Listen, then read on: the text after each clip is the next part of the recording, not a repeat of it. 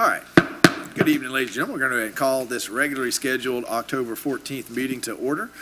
Before I ask for an approval of the agenda, I do have two items. We want to remove items 9 and 10 from tonight's agenda. Those are the CDBG applications.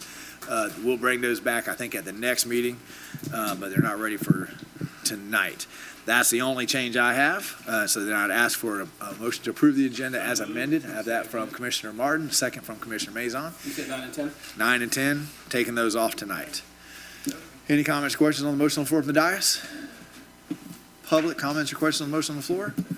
Seeing none, all those in favor signify by saying aye. Aye. Motion passes unanimously. I'd like to invite Mr. Tim Martin to the podium to give tonight's invocation. If you would please rise for the invocation and remain standing for the Pledge of Allegiance, which will follow directly. Mr. Martin, we appreciate you. All right, let's bow our heads. Lord, we thank you for this community and this great country. We ask for your watch over our fellow citizens in harm's way from the storm. We ask for your continued watch over their recovery and their restoration. May you bless this meeting and all those who are present. We ask for your wisdom in our words and the appreciation of our actions, and that they are pleasing to you. And we ask this in your blessing for your Son, Jesus. Amen.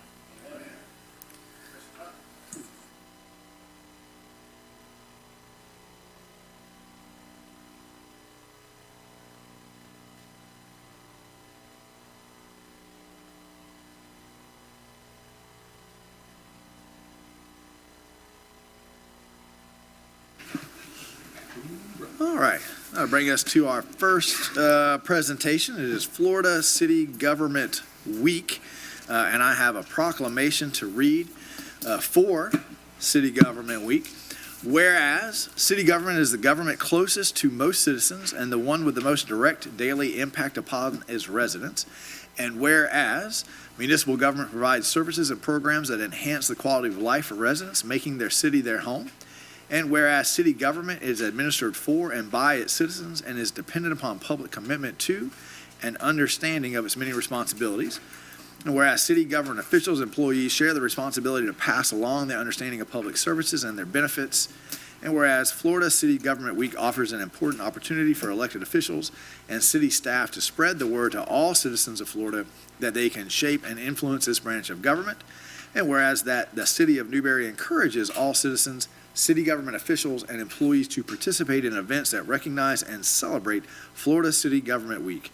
Now, therefore, I, Jordan Marlowe, Mayor of the City of Newberry, on behalf of the City Commission, now proclaim October 21st through 27th, 2024, as Florida City Government Week in the City of Newberry, Florida, in witness whereof I have hereto set my hand and caused the Great Seal of the City of Newberry, Florida, to be affixed unto this 14th day of October in the year 2024. And I can't imagine a more appropriate time to have this proclamation after two storms and the immense response of our staff, of our local city government, in getting the electricity back on and the roadways cleared and being responsive. That direct connection with our residents. This is just a wonderful moment to be able to recognize the work of city government. And here in Newberry, we also add to this the My City Parade for Newberry Elementary School. That's going to happen on Thursday, October 24th. If you haven't had a chance, I know some of you work during the day. I'm right down the street. I could never get to it, but I see all the pictures afterwards, and the fire department does a great job, and the elementary school kids love it. Utility department gets their equipment out there, and they love to check that out and see it all drive by. It's a whole lot of fun. So October 24th, we're going to have the My City My Parade. I will be in that parade. You're going to be in a UPS truck? Hang on. Not just a UPS truck, so it will be the UPS flame truck. UPS. So it's a truck that you have to you have to ask for, right, qualify for, and then there's a time frame. Yeah. It's raced a truck with like the Gator Nationals back in the day. So it's a glorified UPS truck. Uh-huh. And well, as cool as that sounds, I think the city expects you in the big brown truck, right? If you were at the homecoming parade, you saw Commissioner Mazon just jump right into that parade there. Everybody went crazy. It was fantastic. So I appreciate you participating. Any of the commissioner can, if you guys can make it, check it out. I'm sure we can have something. Thanks to fire department, utility department, everybody chipping in and participating. It's a lot of fun. Miss Judy, did I miss anything about the My Parade? No, that, What time is it? we will line up at 8 o'clock at the Newberry Elementary Bus circle. And the parade will begin at 8:15. All right, line up at 8. That's a tight ship right there. Line up at 8 o'clock, starting at 8:15. If you get there late, you've missed it, right? So be there on time. Now, I would pay to see that. All right. All right, thank you so much. We appreciate all of you, be it so proclaimed. Thank you, Commissioner Mazon, for making it there. And that is going to move us to Fire Safety Month. Senior Lieutenant Farr, will you come down and tell us what happens about Fire Safety Month? And thank you for your service today. I recognize that there was a bad one today that you guys responded to. Thank you for all your help over the course of the hurricanes. I'm glad we were able to get you somebody at the schools to take care of that. Yes. You guys are always there. Thank you. Lieutenant Farr, Newberry Fire Department. October is Fire Safety Month.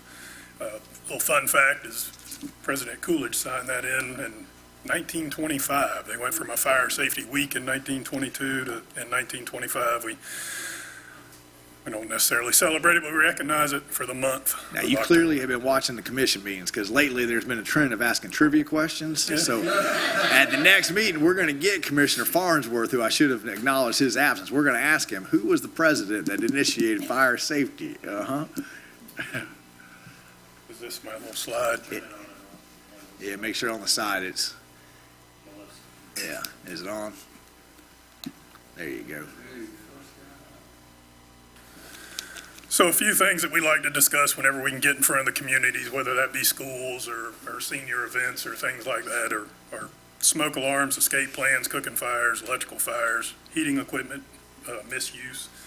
Smoke alarms, very important. We have a time change coming up, and that's kind of what we like to use to remind ourselves to change the batteries in those smoke alarms. Early detection and early notification saves countless lives, and if we unplug them because we burnt something on the stove and we don't plug them back in, or they're chirping and we can't get up and change them, we ask that y'all call us.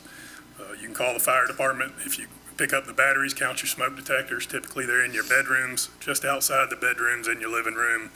You know, a standard size house that you see in Newberry is going to have 5 or 6 detectors in the house. If you pick up those batteries and give us a call, we'll come out and assist you with the battery changes. So every time the time changes, November, and when is it again? April. Yeah. Change your batteries. Escape plans, it's important that everybody has them and that you practice them. It's good to have them, but if you don't practice them, kids aren't going to remember them. And for us, one of my first things that I do when I arrive on scene is ask, is everybody out of the house? And if everybody's kind of scattered to the wind and we don't know, then we have a saying, we risk a little to save a little, risk a lot to save a lot. So if we don't know that your kid's in there, we're going to risk a little more than maybe we would have by going in that residence and trying to find them. So have that escape plan, practice it, have a meeting place once you get outside, and ensure everybody gets out of the building. That way you can report to the fire department that shows up that everybody is or is not out of the building. Cooking fires, we all have them. Have extinguishers near the kitchen. No water on grease fires. It makes the problem worse. Cover the fire if you can, if you have a wet towel or something like that, and try to extinguish it by smothering it. If you can't get it out, get out. Get out of the house. We don't worry about saving your pets or a lot of other things. Make sure you get out of the house, activate 911 as early as possible. Electrical fires, should check your cords for frays, things like that that are going to cause a spark or an issue. Make sure that your circuits aren't overloaded. Everybody likes these power strips. They're a hazard. They overload the circuit, they heat up, they can cause a fire. Heating equipment, we're coming into wintertime. Have your heaters checked, have your HVAC systems checked. You get dust on your heat strips, those can cause a fire. Space heaters are a big issue. Make sure you have a tip-over protection on your space heater, that they're away from flammables. Some about what we've done over the last year and things that we do throughout the year. Calls for service, we run 1,202 calls in 2023. This year currently, they run one more since I've been here, so 993. We average about 3.5 calls a day. That doesn't mean we run 3.5 every day. There's some days we run 10, some days we run 2, some days we run none. But on average, we run 3.5 calls for service every day. Training hours, we total 2,730 total hours amongst all employees, each employee receiving about 210 hours plus or minus. Some are more than that. Not typically less because we have a required training. Hydrant maintenance, we perform this biannually. We flow and pedo test all 420-ish hydrants in the city. That ensures that they're ready for service whenever we get that fire. We have to do it for ISO ratings also, which is insurance ratings. We do pre-plans and inspections. Each year we complete an annual pre-plan of 322 businesses in our area, and that basically just gets us into businesses. We check extinguishers, check hood systems and kitchens, but it gets us familiar with that building. So whenever there is a fire and we're going in there in zero visibility, we have an idea of how the building lays out. Community involvement. Our team participates in various community events, including parades, public education sessions. We're in schools as much as we can get in them. Every time we're invited, we participate in those because it's important to teach the kids about fire safety, not playing with matches and things like that. Water days we do here next to the library, and safety talks. CPR instruction, we recently had 3 of our employees complete their CPR instructor certification, which is going to allow them to teach and offer CPR training to city employees and within the community. Early CPR saves lives, so if we know how to do it, we know how to perform it. Not to go into specifics, but we had one the other day. We showed up, a gentleman he needed CPR. His wife was performing CPR, very good CPR. By the time he left there, he was telling us to watch out for his trees. So early CPR, good CPR saves lives. If you don't know how to do it, find a local CPR instructor that you can go to and attend a class and get that knowledge.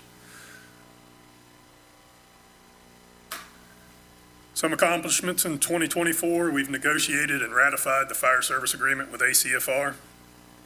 We've become independent in our advanced life support services. Since 1998 or 99, we've held an exchange program with the county where they had an employee on our truck so we could provide those ALS services. That ended October 1st, and now we fully provide that with all Newberry Fire Department employees on our truck. We do still house the rescue in the station, but those are now occupied and employed by ACFR, Alachua County employees. We expect our new brush truck to be delivered in November. That is coming out of Oklahoma, a company called Alpha One.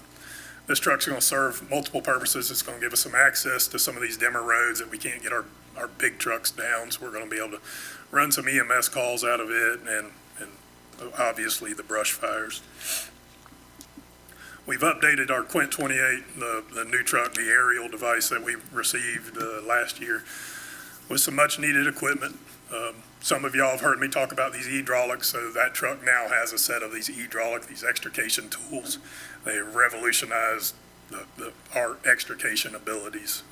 They're self-contained hydraulic devices that run off a battery and very quick, very easy to put into service. We now have ladders on that truck that meet the 1901 NFPA 1901 certification. So the aerial itself, the ladder on top of the truck, is 75 feet. It flows 1,000 gallons a minute. Ground ladders, we have a 35-foot extension ladder, a 28-foot extension ladder, a 16 and a 14-foot roof ladder. That's what we use to kind of have a stable footing on roofs. And a 10-foot, we call it an attic ladder. It's a folding ladder that we take inside the houses. We've put on that truck an electric positive pressure fan. So whenever we have a fire, or say we have a CO issue in a house, a carbon monoxide issue, historically we've used gas-powered fans to try and get that out of the house. So if we had a pot on the stove or something like that and we have to get the smoke out of the house, we're pumping CO into the house to get the smoke out. So now with these battery-powered fans, there is no carbon monoxide used. So once we we get done putting the fire out or whatever the issue is, we can return that house to the residents in a safer manner. We've recently purchased 750 foot of new hose with 4 new nozzles. We've been fighting yesterday's fire for a long time. We use 1.5-inch hose lines historically. Just some more silly math is 125 gallons a minute is what we get out of them hoses. Occupancies have changed. The things in these occupancies have changed. We use a lot of petroleum-based products anymore, and they burn hotter. And so you have to have that PTU, extinguishing agent challenge, and we need more water. So these hose lines provide that 160 gallons a minute, which gives us a better chance to extinguish the fire and keep it to a room and contents. On that Quint, we put it's called a Q-Ray 3. It's a 4-gas monitor. It monitors oxygen, carbon monoxide, lower explosive limits, and hydrogen sulfide. It's a gas given off during the combustion phase of a fire. So whenever we go into these houses, we have to monitor those 4 gases, and it tells us whether we can pull our air packs off or not and work without them. If that hot hydrogen sulfide is still in the atmosphere, then we continue to wear our respirator. We've put some DeWalt battery-powered tools on there. Historically, we've run around with generators, cords, like everybody.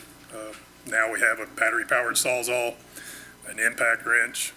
Those 2 are used in extrication. And we have a light that we can move around. So, our world's not perfect, so vehicle accidents don't happen under a light, at 1 o'clock in the afternoon. They typically at night in the ditch, out in the woods. So these portable lights where we're not having to haul generators and cords and plug things in are a must. We got a Craftsman tool set also put on that truck.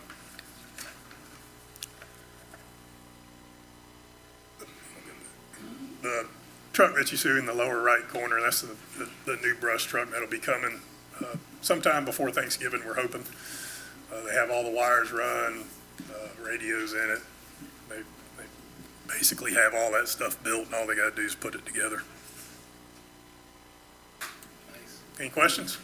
I'm just glad y'all went with DeWalt. You can't go wrong with DeWalt. So we run DeWalt in a lot of our stuff's Milwaukee powered, our hydraulics and stuff like that. So we do run a couple different things. Commissioner Martin?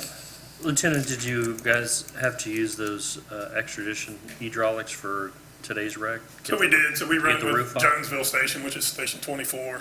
That's their first run. There was a pretty good gas leak on it. So when we got there, we kind of helped them man a hose line, and then we call strut the vehicle. So the vehicle was on its side. We have these little Rescue 42s or struts. We put them up, stabilize the vehicle, and then we assisted in cutting a roof. They also have the same tools, so it makes it very convenient and very fast to get there. One company can work on the front of the vehicle, we can work on another side of the vehicle, and it's seamless and went very well. We had him out pretty quick in the rescue and on the road to recovery. That's awesome. Yeah. I can tell you between their time in the schools doing education and answering false fire alarms, they're in the school just about as much as the teachers are. They're there all the time. The kids love it though. Oh, the fire, you can hear the fire truck coming, Give us a call. All right, thank you, sir. We appreciate that update. Great job, Kevin. And Thank you. welcome Fire Safety Month. All right, it's time for public announcements. Your commission likes to hear from you frequently and often, so they set aside 2-minute public announcements at the beginning of the meeting. If you got something you just want to let us know about, garage sale, lost puppy, that kind of a thing. If you want to talk to the commission about something a little more in-depth, we have a 5-minute public comment session towards the end of the night. So anybody got anything you want to let the commission know about now? Seeing none, we will move right along to the consent agenda. I have a motion to approve the consent agenda as it was published. I have a motion from Commissioner Martin, second from Commissioner Clark. All those in favor signify by saying aye. Aye. Motion passes unanimously, 4-0 with Commissioner Farnsworth in absence. That's going to move us to item 6. This is readoption of ordinance 2023-29 for the Westone Plan Residential Development for the purposes of satisfying Florida statute transmittal requirements for adoption of large-scale local land use. I know we've already done this, but we missed our transmission window, so we're going to do it again one time. I like the mustache, John Paul, coming in very nice. Madam Attorney, would you please read on first reading ordinance 2024-34 into the record for us? Mr. Mayor, this is a readoption of an ordinance of the City of Newberry, Florida for a large-scale local land use plan amendment to ordinance number 4-91 as amended relating to an amendment to the future land use plan map of the City of Newberry Comprehensive Plan in accordance with sections 163.3161 through 163.3215 Florida statutes, providing for a change in future land use classifications from agriculture to residential low density on certain lands consisting of 250 acres, more or less, within the corporate limits of the City of Newberry, Florida, more particularly described in Exhibit A attached here to, authorizing transmittal of the large-scale land use map amendment to the Florida Department of Commerce, providing for amendment to the land use plan, providing severability, repealing all ordinances in conflict, and providing an effective date. Thank you, ma'am. John Paul, take it away. Thank you, Mr. Mayor. As the mayor stated, and before I get into the presentation, just want to reiterate, this is just readopting for the purposes of transmittal. The ordinance that was adopted last year for Westone is still in effect. So we're not readopting any sort of land use change. We're just effectively recertifying the ordinance for the purposes of meeting the minimum requirements of the statute, Okay. if that makes sense. It It's does. a weird concept. Yeah. I don't know, are there legal things the commission needs to know in terms of a readoption? Just like the first time. Just like the Yeah. first time, same evidence, same findings. Same everything. Same everything. Yep. So staff's recommendation tonight for this item, which is the readoption of the land use change, is a recommendation to approve the ordinance on first reading. And if the ordinance is approved on first reading tonight, it'll go to October 28th for second reading. So the state requires that we transmit large-scale land use map amendments to them, anything over 50 acres. Westone is one of them. It came in about 250 acres, so definitely needed to be translated. The 10 working day policy or statute was loosely enforced in the past, but they've seen a lot of shift in employees at the Florida Department of Commerce, and so they're monitoring these things a little bit more diligently now. So not just the city of Newberry, but several counties and cities across the state of Florida have all had to go through this process. And we utilized one of those governments that had already done this process as a model for what we're doing tonight. So we're just repeating what other governments have done throughout the state with this new administration of Florida Department of Commerce, and they're doing a great job up there in Tallahassee. So we must transmit within 10 days of the initial approval on first reading. They review the ordinance, distributed to all the state agencies, and then when we adopt it on second reading, we have to transmit it to them again as an adopted land use plan change. So what we're trying to do tonight is just readopt that last ordinance so we can meet the minimum 10-day requirement and then transmit them. Shortly after October 28th. We do have an active extension with the Florida Department of Commerce till October 31st, so we're hoping to get everything approved and signed and emailed to them, uploaded to their website on the 29th. So that's the plan. We can always extend that date if needed, say there's some questions or a need for postponement, so we can always do so if needed. We'll just need to request that extension. The state has accepted these in the past from other ones. In fact, the example that we got was from the Department of Commerce, so it's nothing new to them. It is new to us, and we're happy to comply. This map shows the general location of the Westone planned residential development within the city limits. That is a list of the parcel numbers that I will now read to you. One digit, no, I'm kidding, I won't read them. So it was previously agriculture. The land use was changed to residential low density, accompanied by an underlying zoning of planned residential development. So no non-residential here, so we're able to use a straight land use category opposed to having to make it a planned development land use category.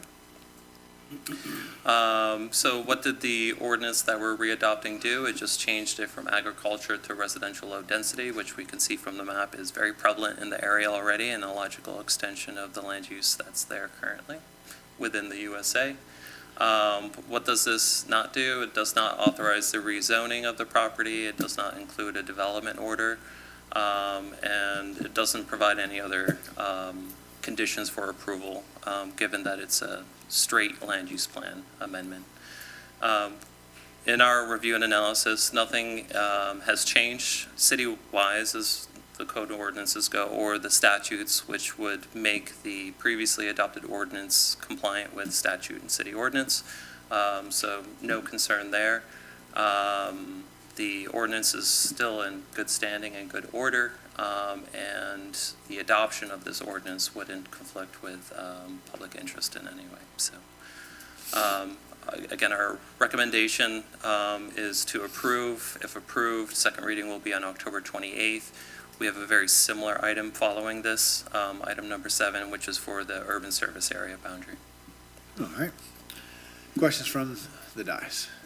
Any questions? You guys already asked all these questions before. Do we have, thank you, Mr. Mayor. Do we have any others that are going to have to go through this, and did we just miss sending this, or what was the problem? To the best of my knowledge, the state has done a full inventory of all the land use plans they've been notified of, and per our records, we've been good about that. This, unfortunately, we had 2 that languished beyond the 10 days, so to the best of my knowledge, there aren't any other that should be coming before the board. Okay.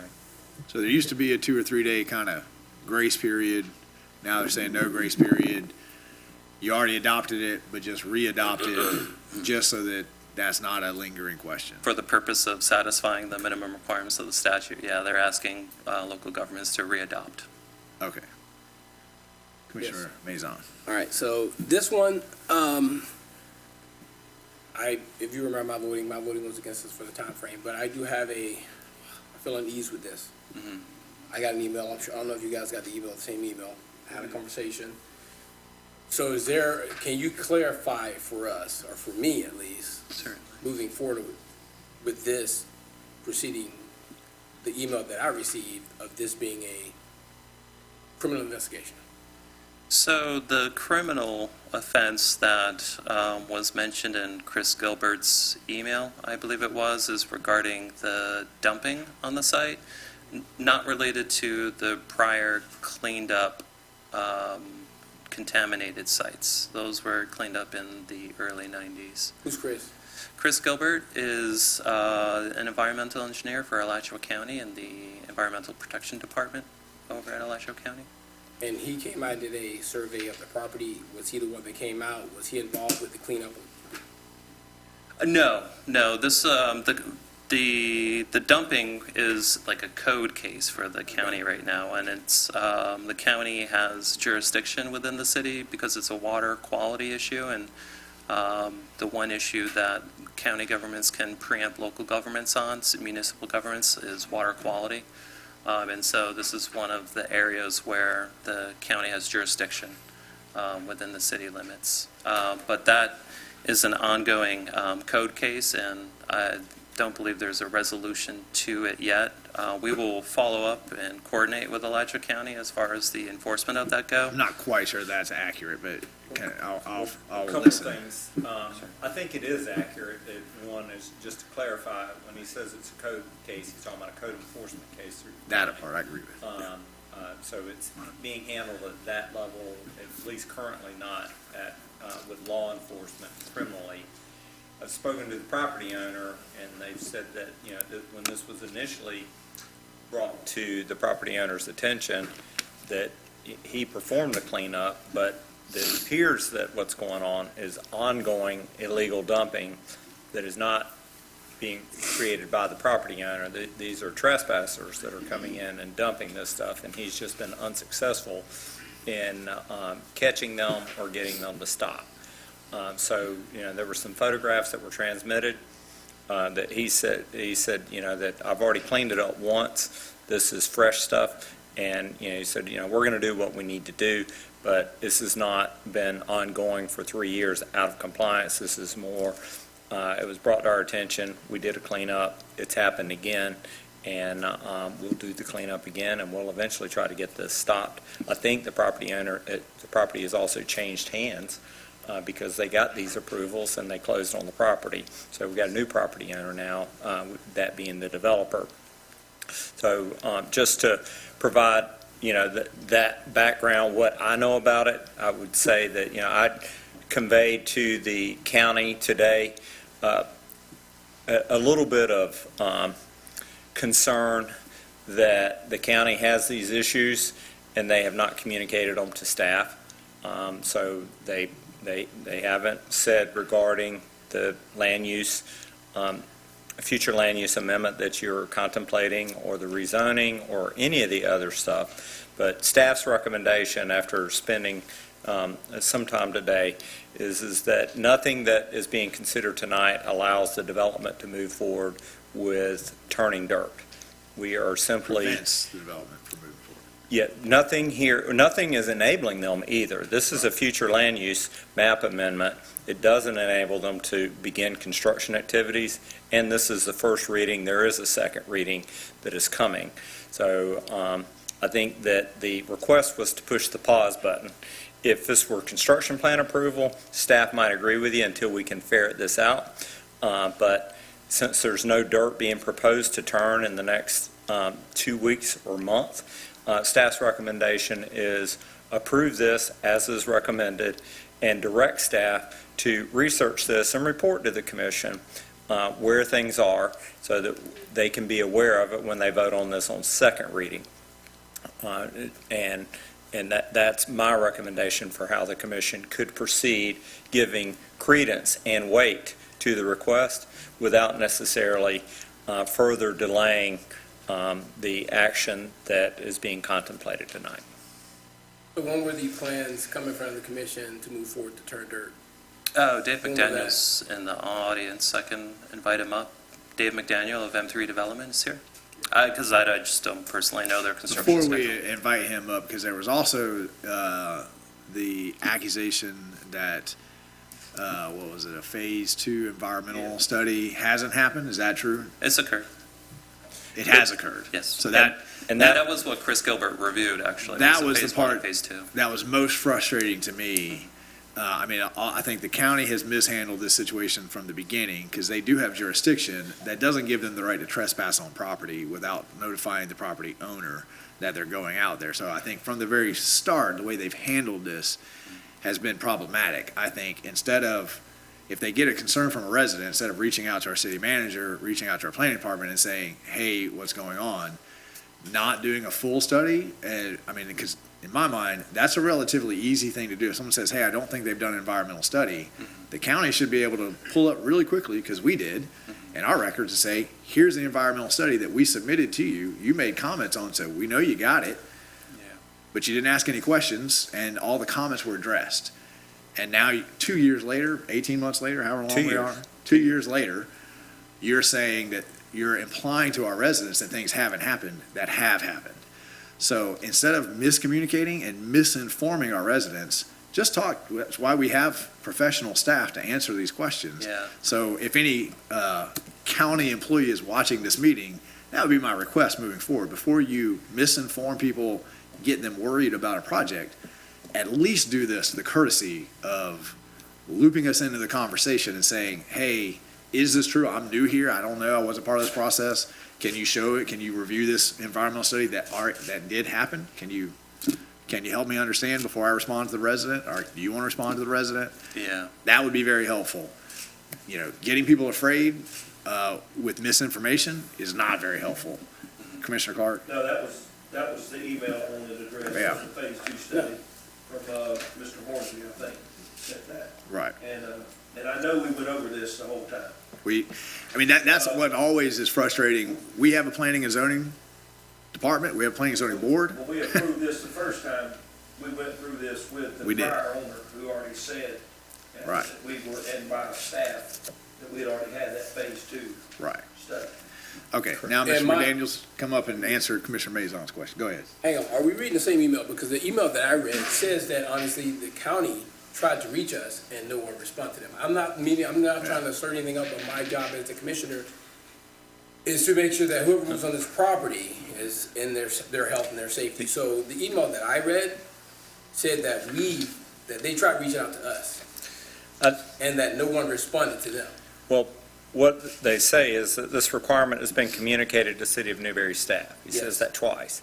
He did communicate that requirement. I think initially the Phase 2 study, the county staff required it without actually the jurisdiction, and we passed it along as a recommendation, and the developer agreed to do it because he felt like it was easier to do it and put the issue to bed.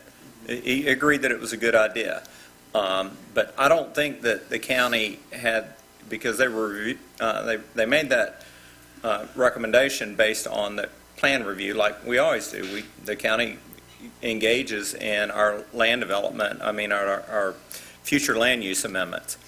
But that was completed in October of 22. John Paul transmitted it to the county, and they responded. So I'm a little surprised when they say this has been communicated to the city. It was communicated to the city, and we responded and says, here's the report that you requested, and they acknowledged receipt of that email. But when you guys considered it in October of 23, county staff didn't raise their hand and say there were still unresolved issues, and they haven't suggested that there are unresolved issues from then to now. Directly, this is the first time that staff was aware that there remained, in the county's opinion, unresolved issue until Mr. Hornby conveyed this to us today.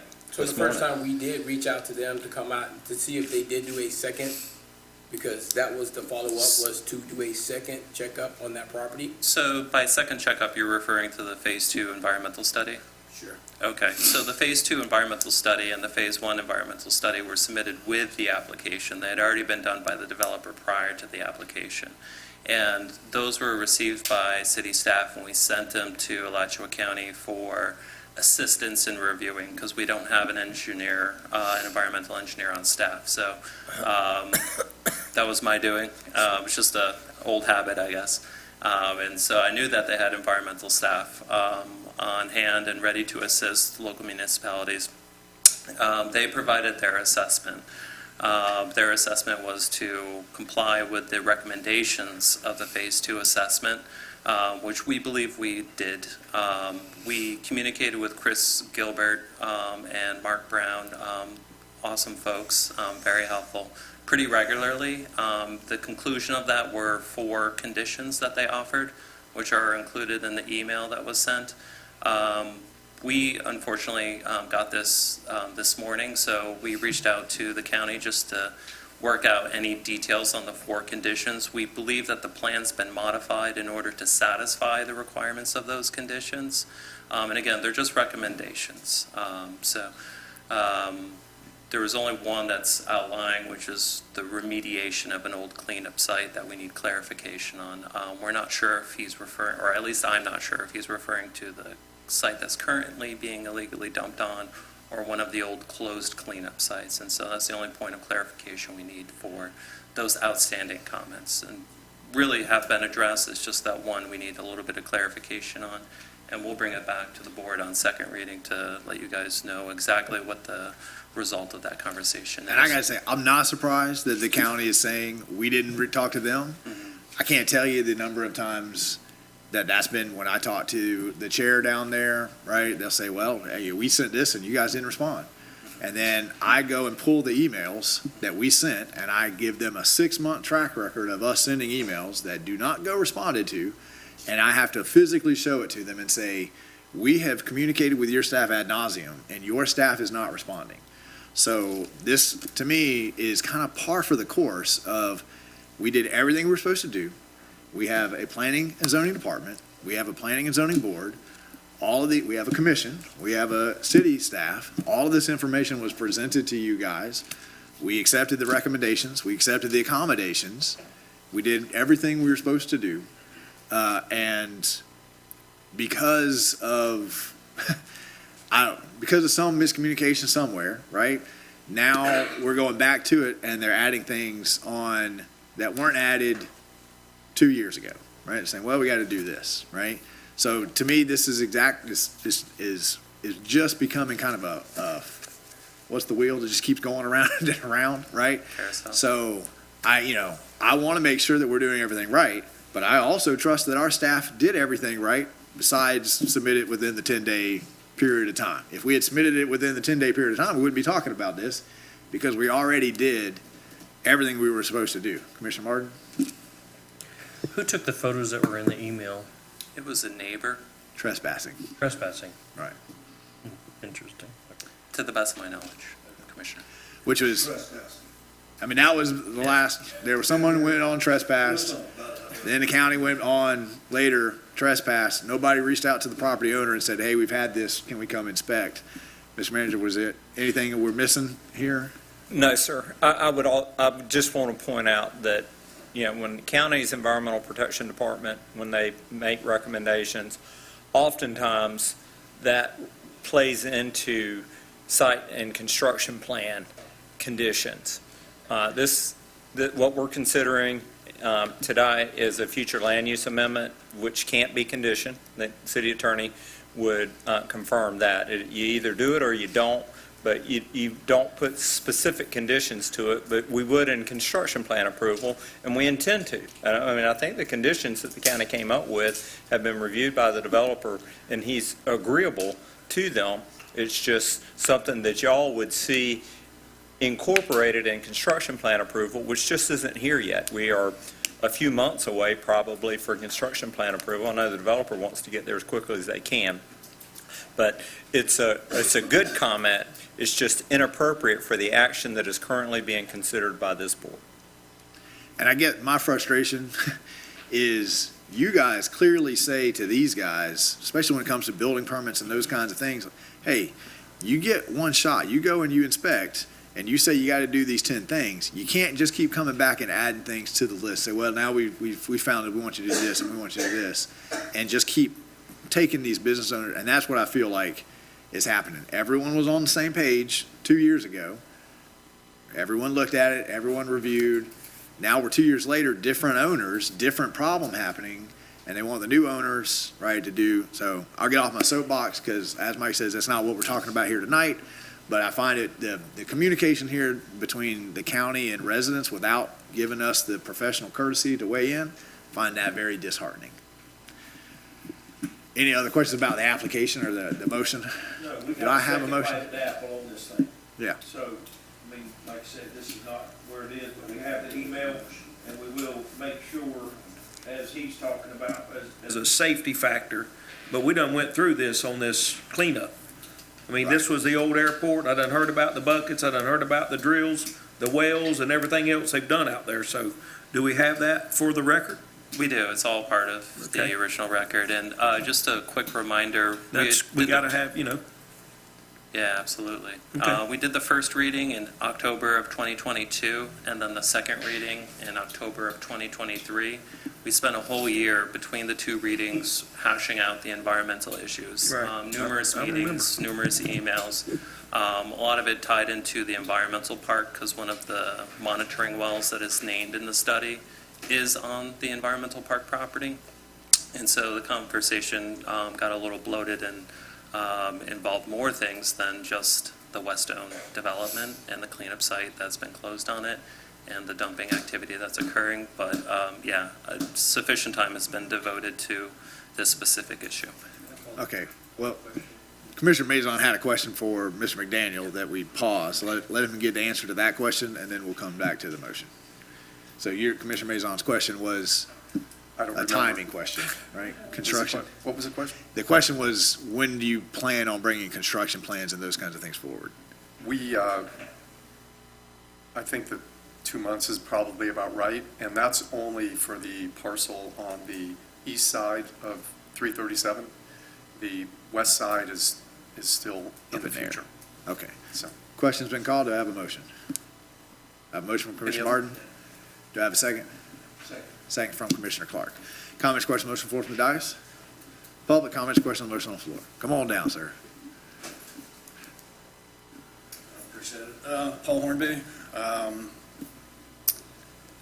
So I'm a little confused, and I understand, thank you, Ms. New, for your comments too. And maybe this isn't the appropriate time to raise this, but not to beat a dead horse here. I just wanted you to know that, the reason for my email this morning was based on information that I've been getting, okay?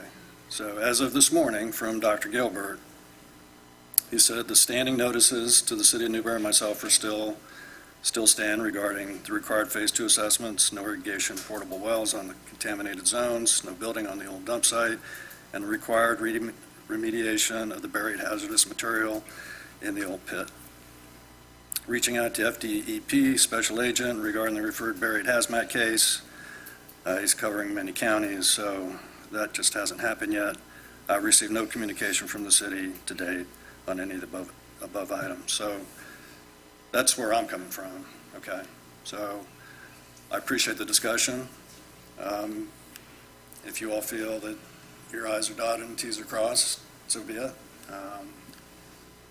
And thank you for reading my email and having a discussion about it. I appreciate that. Thank you. We thank you, and I think it's not that the I's are dotted and the T's are crossed. I think the county is just incorrect on some of the things that they emailed. And with a little bit of historical research, I think that we can, if they had asked us, we could help them figure that out. Other public comments? So, what is this motion for? This is reiterating the motion that was made before. It's readoption of a motion that was passed for future land use, local land use plan amendments. So it's not zoning. It's not those things, right? It's on the screen. All right, so I have a motion by Commissioner Martin, seconded by Commissioner Clark. All those in favor of the motion, signify by saying aye. Aye. Motion passes unanimously. John Paul, you're going to take us through item 7, readoption of ordinance 2023-21, amending the boundaries of the urban service area for the purpose of satisfying Florida statute transmittal requirements. Madam Attorney, would you please read on first reading ordinance 2024-35 into the record? Mr. Mayor, this is a readoption of an ordinance of the City of Newberry, Florida, amending ordinance number 4-91 relating to an amendment to the future land use plan map, expanding the boundary of the urban service area, future land use element, and related sub-elements in accordance with section 163.3161 through 163.3215 Florida statutes, providing for amendment to the land use plan, providing severability, repealing all ordinances in conflict, and providing an effective date. Thank you, ma'am. John Paul? Thank you, Mr. Mayor. Very similar to the last item, we unfortunately missed the transmittal time on the urban service area boundary map amendment. This item is solely to readopt that previous ordinance for the purposes of satisfying the minimum requirements of Florida statute 163.3184. Our recommended motion is to approve ordinance 2024-35 on first reading to readopt the ordinance 2023-21. If approved tonight, it will be reheard for second reading on October 28th, 2024, 2 weeks from tonight. This was the previous urban service area boundary. This is the proposed and in effect currently urban service area boundary.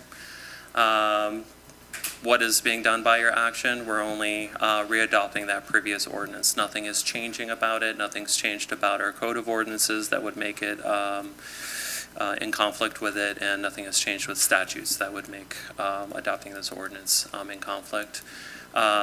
Still consistent with the land development regulations and comprehensive plan, and no impact on public interest. And adopting this would simply allow us just to meet the minimum requirements of the state. That is our recommendation. That completes my presentation. I'm available for any questions. Okay. Guys, have any questions? I have a motion from Commissioner Martin, second from Commissioner Coleman. Comments, questions on the motion on the floor from the dais? Same USA. Public comments, questions on the motion on the floor? Seeing none, all those in favor signify by saying aye. Aye. Motion passes unanimously. That's going to move us on to establish the Westone Community Development District, CDDs. All right. John Paul? Thank you. Remind the commission what a CDD is. Certainly. I'm going to get into all of that. I'm a bit nervous about this presentation, so stop me and ask me questions. If I confuse anything, I'm not an expert, so I don't know if I can. It's the mustache. Before you get into that, let's go ahead and read the ordinance in. Madam Attorney, would you please read ordinance 2024-36/LDR 24-13 on first reading into the record for us? Mr. Mayor, this is an ordinance of the City of Newberry, Florida, establishing the Westone Community Development District pursuant to Chapter 190 Florida statutes, providing for the district's external boundaries, providing for functions and powers of the district, providing for the initial Board of Supervisors of the district, addressing correction of Scrivener's errors, providing for severability, and an effective date. All right, John Paul, now take it away. I was so eager to get you in that presentation where that sneeze came up, jumped over. Thank you, Mr. Mayor. John Paul Perez, Community Development Department. The request before you tonight is to establish a community development district for the Westone development. A community development district is, let me go over our recommendation first. Our recommendation is a motion to approve on first reading to establish the community development district. Just a point of clarification about this recommendation. This recommendation is letting you know that staff doesn't find anything within the petition that would get the city sued. Doesn't necessarily mean it's the best practice. That is really for the commission to decide, or really the developer to find that this is the best financing mechanism for him to get construction done. Which seems to be the case currently for the developer, both for Dave McDaniels with M3 Development and Trip Norfleet. He also has a community development district application in with the city for phase 1 of the ranch. So there will be another one forthcoming very soon. So our recommendation is to approve the ordinance to establish the district.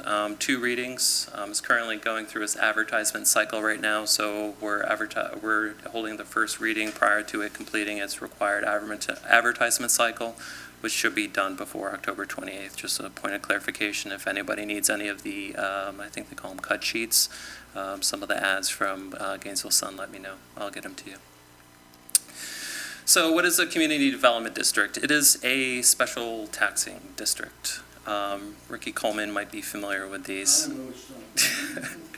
We communicated this to the property appraiser already to let them know that it's on its way. Celebration Point is an example of a community development district that's been established.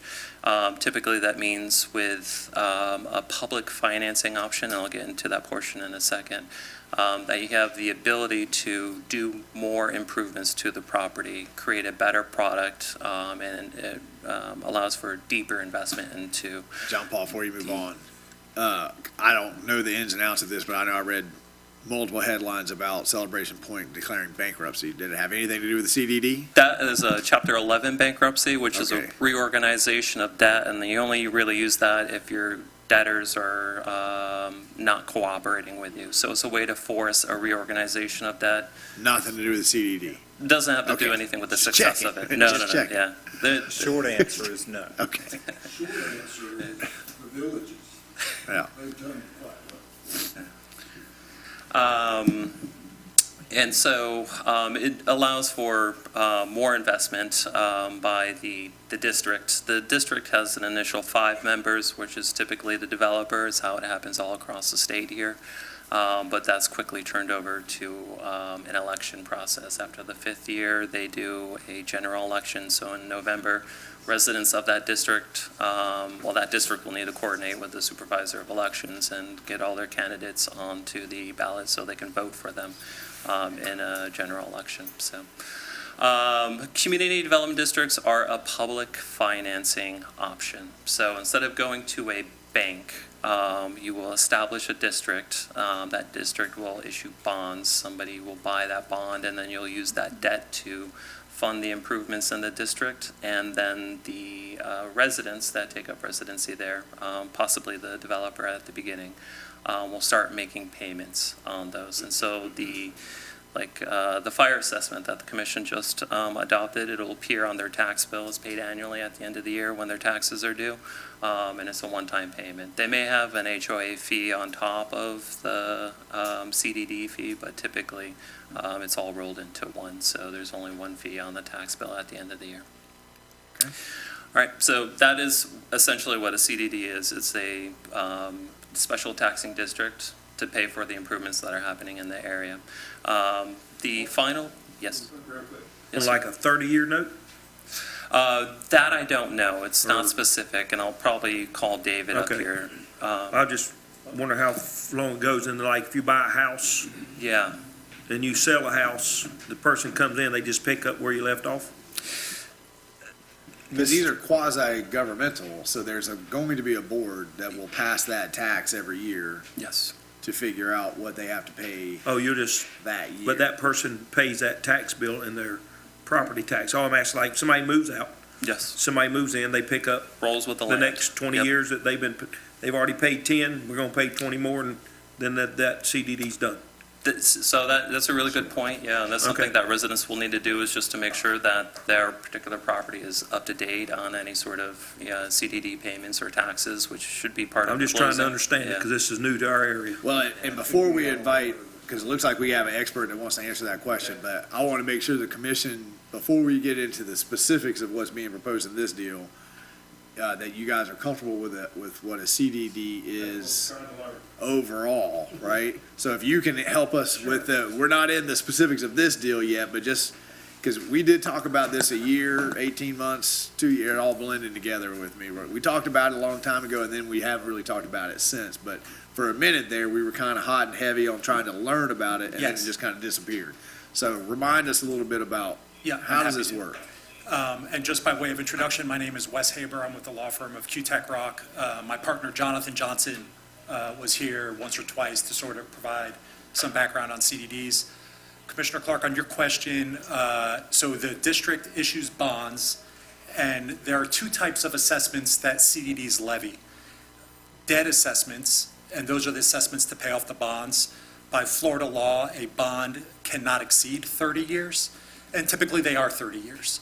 Upfront, as John Paul mentioned, they're paid by the landowner, but as a home gets sold, the debt assessment that's allocated to that particular home remains for the term of the bond. Every property owner within the boundary of the CDD has the opportunity to pay it off early.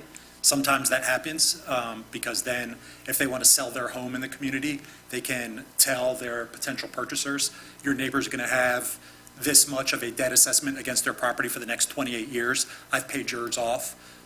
But more often than not, they don't get paid off, and they'll remain for the term of the bond. Typically, when a bond is issued, the property is under development or may be completely vacant, and as a result, you'll have a higher interest rate because the bonds are a little less secure. After the property gets developed, similar to a mortgage, if interest rates go down or the investment becomes more secure and you can get a rated bond, there's an opportunity to refinance a bond, and oftentimes homeowners will get the benefit of a refinancing of a bond and their debt assessment will go down. Another reason why people don't pay off early, so they can experience that reduction in both the principal amount of debt and annual amounts that are paid. I think you said after that 30 years, the CDD goes away. Not necessarily. So a CDD often is a perpetual entity because it will own, operate, and maintain the public infrastructure within its boundary. That's often stormwater improvements. So even after the bonds that were issued to pay for those improvements are completely paid off, the CDD will remain in place. They will still meet the same way this city meets. It's a public meeting. A CDD is a unit of government. They have to comply with sunshine law, public record law. They're audited annually, and they will continue to levy an O&M assessment, and that O&M assessment will be paid on the tax bill the same way the debt assessment is to continue the operation and maintenance of the CDD-owned facilities. So it's a perpetual governmental entity. While we got the expert here, other questions, just about, go ahead, Commissioner When you Maison. refinance, can you refinance up to 30 years? after You can refinance? you cannot extend the term of the bond. You can only refinance for the existing term. So typically, you're not getting any years added. You're just reducing the amount. Let me say, sometimes when you refinance, so if you, let's say a home has a $1,000 a month debt assessment, and when you refinance, it's going to go down to $800. Typically, when you refinance, the boards are all resident controlled. And they'll say, you know what, everyone in the community has become comfortable paying $1,000 a year. let's do a smaller bond for $200 and do a splash pad next to our pool, or do some other improvement. And if you do that, they can extend the term because that's considered a new bond. But if all you're doing is a straight refinance of an existing bond, it cannot extend the term of the original bond. Other questions? I have a couple, but I don't want to jump you guys. So let's say I've got 500 lots, right? And then I'm only building 50 a year. All the debt is already apportioned across 500 lots, even though I don't have those other 450, or the first 50 people are paying the debt service by themselves that first year? No, so it depends. Typically, you wouldn't do it for 50, but often bonds are done in phases. So you'll have your first, let's say, 100, 150, 200 lots, and a bond will be sized for only those first 200. And the remaining property will have a new bond levied against it. So it's possible that the first 200 homes have a bond that expires, what would be 2054, and the next phase has a bond that expires in 2056 because their bond was levied 2 years later. So no home will have a bond that's greater than 30 years, but some homes within the community may have later expiration dates because their bond was issued later. Will the later phases be more likely to have a lower interest rate because there's less risk, so they pay less than the new No, phases? because typically the bonds are secured by the property that's going to be developed. So the second phase is typically not developed yet. So the property securing that bond is undeveloped and just as risky. So they may have a lower interest I rate. mean, we have some projects that have, But they may have a 30. higher one, and Right. the reality is, so the bond payment amounts, so the debt assessment payment amounts are structured so it's what the developer believes is going to be marketable for someone purchasing a home in the community. So if you're going to be able to get a lower interest rate, typically you're going to have a higher bond. So a lower interest rate isn't necessarily going to mean a lower annual payment. It just means that you're going to be able to get more principal on the bond because you have a lower interest rate, but typically it'll be the same payment level that that first phase got. But are they still using like? is your mic on, Commissioner Coleman? Sorry. Is it on? Is that what they're based on? Yeah, I mean, Is his mic red or green? I'm sorry. Hey, Commissioner Coleman, go ahead. Are they pretty much based on the London Exchange still? So each CDD hires a consultant, an underwriter, who markets the bonds, and they sell them at the best interest rates they can get. I don't know the technicalities on sort of the basis for the rates. Based on LIBOR probably. Okay, I had another question, but now it just slipped. Give me 1 second. Sure. Is it possible that you stipulate in the agreement that the CDD is a capital outlay and not operational or maintenance? Is it possible to make that distinction In which agreement? in the CDD agreement? I get one of the concerns the commission had the last time we talked about this, and right now this is ever present on my brain because I just spent the last 2 or 3 weeks explaining to people that I know you live in the city of Newberry, but your electric service provider is not the city of Newberry. So when you talk about a CDD, what I hear is a whole lot of residents calling these guys saying, wait a minute, that neighborhood looks pristine and great. Why are y'all spending all that money in that neighborhood? And my neighborhood is not getting a new road. And trying to explain to them, well, that neighborhood has a CDD that pays for that ongoing maintenance and yours doesn't, right?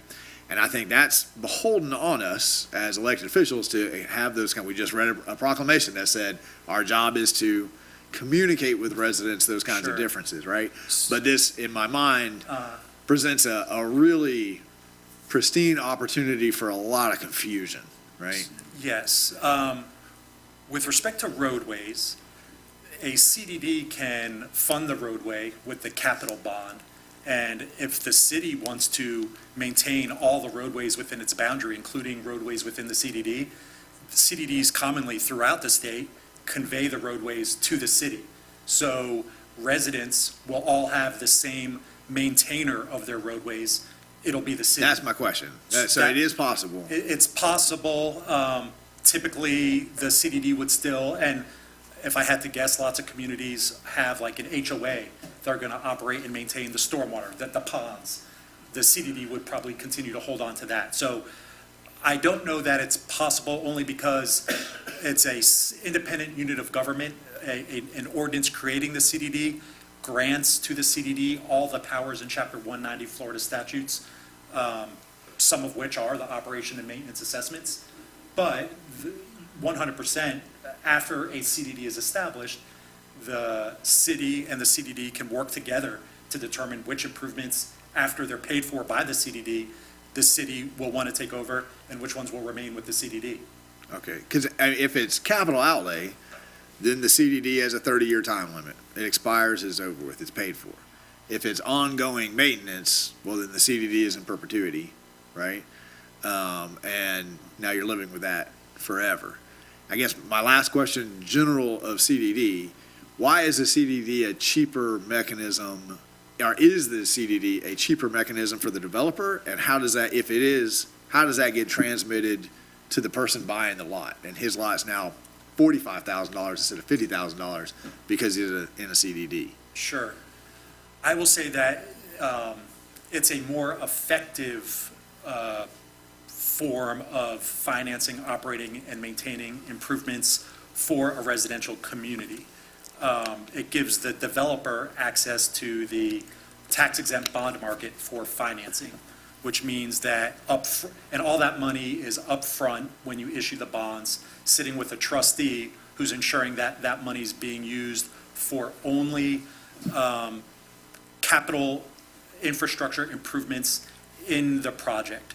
So from a homeowner's perspective, they're benefited because especially if you're one of the early homeowners, you have less concern about a project going under because that money is sitting with a trustee. You know that your project is going to be, or you have a stronger likelihood that that project's going to be developed because the money is already in the bank and can be used for only that project, as opposed to a private bank with a lender where you don't have those safety measures.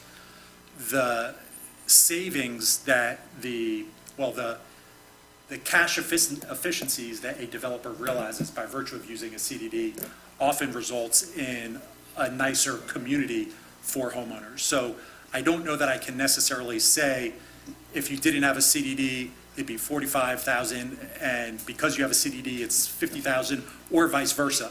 In our experience, the market dictates what a lot is going to cost, and that the lots don't cost more or less whether they're in a CDD or not in a CDD. But purchasers within a CDD also, there's robust disclosure about the debt assessments that are going to be on their property, and they take that into consideration when buying a lot.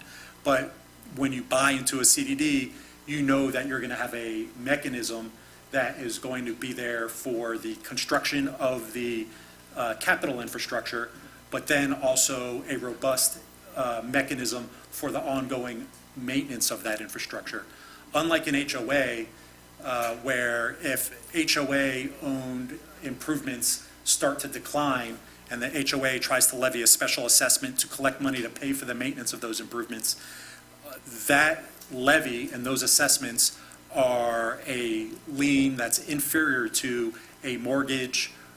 They don't have the same weight that a CDD lien has. A CDD, as a unit of government, has a lien that's co-equal with a city, a county, a school board, and as a result, they have a much higher likelihood of being able to collect those assessments and maintain the improvements within their boundary at a level that is going to benefit a homeowner and also other units of government. Water management districts throughout the state have said, and we've experienced that when you are looking to transfer an ERP, an environmental resource permit, from a developer to the operation and maintenance entity, that they require less information and less due diligence if they know that it's a CDD project as opposed to an HOA project, because a CDD is such a reliable mechanism for the operation and maintenance of those types of facilities. Okay, Commissioner Coleman? Everything that I've dealt with CDD-wise, the neighborhoods are pristine, the houses are nice, there's always maintenance. And I actually put that in a lot, take that all in consideration when I'm looking at comps on houses. So, make a long story short, for us guys that aren't in this industry, this is a little bit higher, it's a little bit better than having a HOA. Now, HOA does have teeth if they have to go to one of their residents, if they're not paying their HOA or fees, or if they're not maintaining their lawns like they're supposed to. So HOAs have teeth too. This here's just a little bit better, but I can tell you, when you're looking at overall for the city of Newberry, value-wise, a CDD,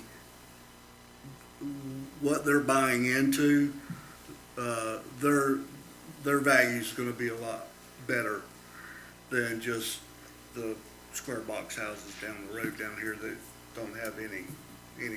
So. Okay, well, and you made a comment that actually generated one more question on my end. So the CDD takes out the debt. You can only have a CDD if the commission approves the CDD, right? So if that CDD goes bankrupt, how are these guys protected from then having to come in and secure that debt? If you needed their permission to do it, how can they separate themselves after the fact? It's a good question. Chapter 190 is clear in stating that the CDD's debt cannot become the debt of the state, the city, or the county. The debt is secured only by the real property. And in 07, 08, in the Great Recession, there were some CDDs that the bonds went into default, and the CDD foreclosed on property. And if the bond was at $10 million and the real property was worth, $8 million, the bondholders realize that that's the risk they're taking in issuing a bond on this type of project, and they take the real property for what it's worth, and that's their sole recourse. And there's no obligation whatsoever for the state, city, or county to fulfill any debt obligation of a CDD. What about the residents living in the neighborhood? If something infrastructure-wise hasn't been completed, CDD goes bankrupt, I understand the investors just lose, but what happens to the residents? The road didn't get built, what do? Yeah, so that's what I was mentioning earlier, that I think that's something that can happen whether you have a CDD or not. So I think a resident is benefited by the fact that with a CDD, you issue that bond, all the money from the bond is put into an account that's overseen by a trustee, and that money must be used for the infrastructure project, the roadways, the stormwater, the water and sewer. So could it happen that that money is not adequate to finish the project if a project goes belly up? Yes, but that would be the case whether you have a CDD or not. Are they better off if that money's in an account being held by a trustee because you have a CDD? I would say yes. So I think a CDD helps protect from that, but it doesn't make it foolproof. So I think a community with a CDD helps protect from that very instance better than a CDD community without a CDD. Okay, Commissioner Martin. How does a CDD go bankrupt if all the money's in the bank? I'm not aware of CDDs going bankrupt. It's possible that a developer within its boundary, the property owner, could go bankrupt, and then the CDD would be a creditor in that bankruptcy trying to collect on any debts, because CDDs enter into agreements with developers from time to time unrelated to the assessment, so it's possible that a CDD could be a creditor in a bankruptcy, but I'm not aware of CDDs going bankrupt. I mean, if you have a regular investment and your investment doesn't pan out, you just lose your money. It seems like we're granting the authority to basically go after the property directly, using the leverage of government to do that. I mean, this sounds like we're growing government. It sounds like we're complicating things for the residents. I could potentially see where a CDD becomes, if it's big enough, I suppose it could become a little bit more. It's quasi-government. They could have more power than we have in driving some of the narrative, at least. But how does that? Sure. How does that work? and I didn't mean to cut you off, so if you weren't finished with your question. No, that's fine, go ahead. I would start by saying, the definition of a CDD is a limited unit of government. And Chapter 190, which creates CDDs, specifies that a CDD does not have various powers that you as a municipality do have. For example, we do not have zoning, we do not have building permit, we cannot issue development orders, we do not have police powers. Pretty much the only thing a CDD is there to be is a mechanism for the financing and maintenance of public infrastructure. Does you could take, what if you took the ranch, if the ranch had enough voters potentially in there, could they not, effort at the ballot box to get people on the city commission that are more favorable to what they're wanting to do in their neighborhood or something like that? And so I got more questions, but answer that one for me. To answer that one, and I do not represent the ranch. Sure. But I think that would be true, again, whether you have a CDD there or not. If you have a well-organized neighborhood Sure. to organize and get someone on the commission, Okay. I don't think the CDD helps that one way or the other Okay. necessarily. Okay, so when you buy a home, let's say the home's $250,000, in the traditional sense, the infrastructure and everything underground is built into that price of the $250,000 house. So is the house, because we're essentially, in my head, I feel like we're breaking it into two payments. They're paying the CDD for all the infrastructure, but they're also paying for the house. So now is the house, let's say that was $50,000 for the infrastructure, are they buying a $200,000 house, having a mortgage on that, and then having a tax payment for all of the underground that essentially sort of, when added together, would have been a traditional mortgage payment to begin with? I think that's one way to frame it. The reality is if the CDD didn't finance the infrastructure, the developer is going to do that and put it into the price of the home. So, as I mentioned, there's robust disclosure about the debt assessments, documents to get recorded in the official records of Alachua County, documents that are required to be given to home purchasers, and language that's required to be in any purchase for sale of a lot in bold above the signature block. So I think the consumer will have every opportunity to compare a home outside of a CDD, what they get, what the price is, a home within a CDD, understanding what the price is and what the debt assessment will be. I don't think the O&M assessment would be a part of that because you're going to have operation and maintenance fees whether you have a CDD or not. It's just who you pay and that that could to. change, right? Okay. Can I ask a follow-up question too? Because I liked your response. I agree. If a neighborhood is really big, could they get elected here? And I think that's true. That's the case no matter what. But I think inside a CDD, it would become really easy to kind of hide the preferential treatment. And I'm reminded of Country Way. Everybody thought, well, Country Way is where all the rich people in Newberry live. Country Way gets everything, right? But you could watch the commission vote for which roads they were paving, those kinds of things. Inside a CDD, it's the growing government argument to me. It seems like this is really complex, and I like things to be really simple.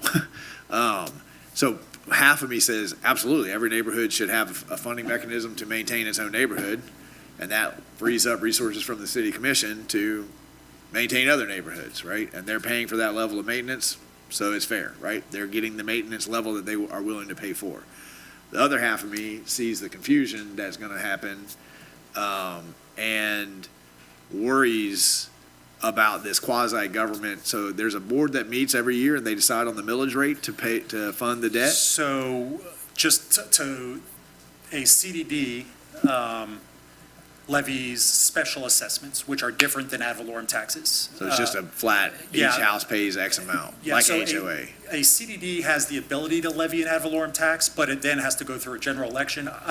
My firm represents hundreds of CDDs. I'm not aware of a single one that's ever levied an ad valorem tax. So I want to let you know that if you read 190, you'll see, hey, did he not tell me about something? You'll see that they do have that authority. I'm not aware of a single one using it. So what they levy, there's no millage rate. It's special assessment. Under Florida law, there's really two criteria to levy a successful special assessment. The assessments need to be fairly and reasonably allocated, meaning similarly situated properties within the CDD need to be treated similarly. Typically, the assessments are either all the same throughout the community, or larger lots pay a little more, smaller lots pay a little less. And that, on the debt assessment side, that payment will remain the same for the 30-year term of the bonds, unless it gets refinanced and it goes down, as I mentioned earlier. On the O&M side, it's also a special assessment. Each year, the district adopts a budget, and depending upon what that total amount of the budget is, we'll levy an assessment against all the property owners within the boundary to pay for that budget. Typically, that budget includes things like operating and maintaining the stormwater improvements. If there are recreation facilities, the recreation facilities. The CDD is a unit of government subject to sunshine law. Some meet minimally because they're fully developed. All they own is a few stormwater ponds. They need to meet the bare legal requirements of adopting a budget, which requires 2 meetings. So you'll see some CDDs that literally meet twice a year. Some CDDs, in part because they're in communities with residents who like to meet, will meet once a month. And they will discuss, do we like the company that's cleaning our pool?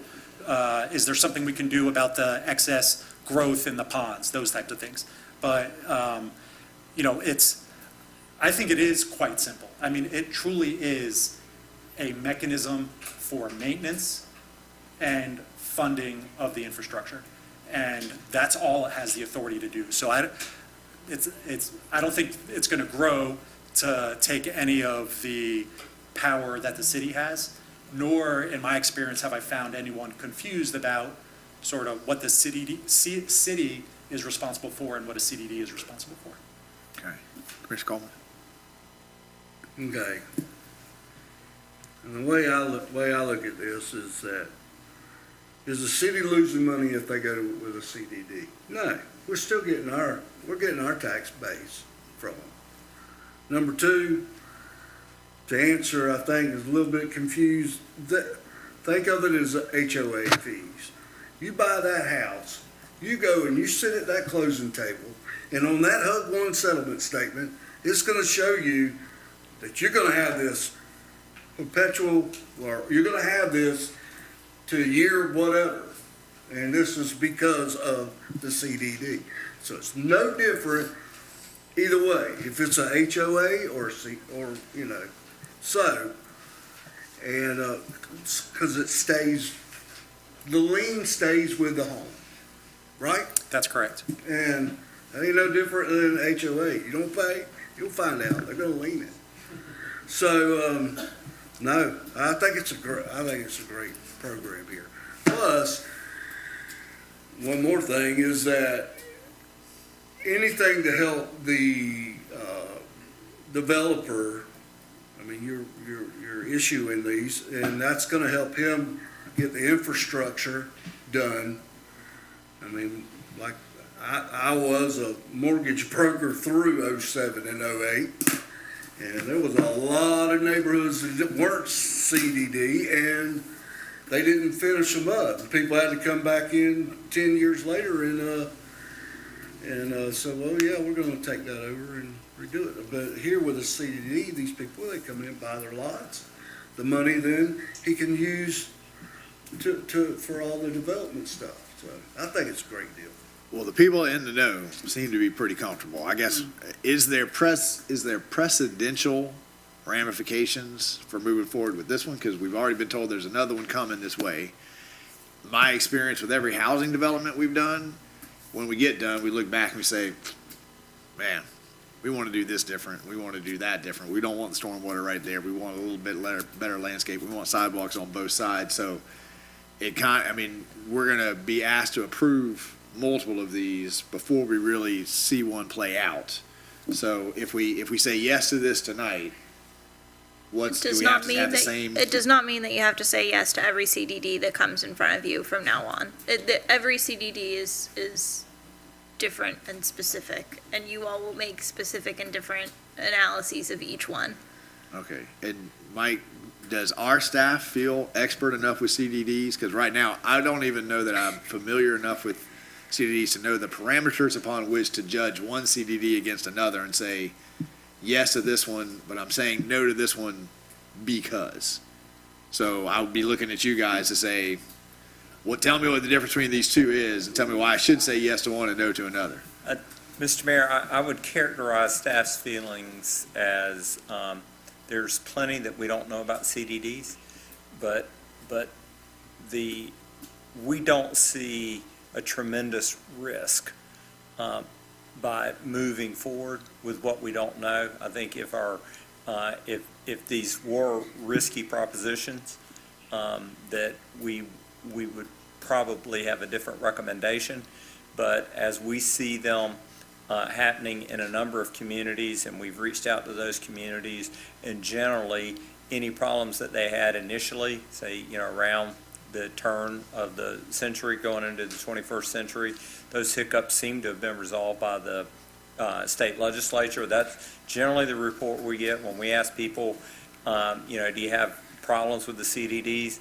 Not since the state legislature made this change or that change. So I think that it's a trend moving in the right direction, and enough Florida cities and enough Florida counties have proceeded with CDDs without complications that I'm comfortable, and I think our staff are comfortable, that the city can adopt them without a lot of negative factors from them.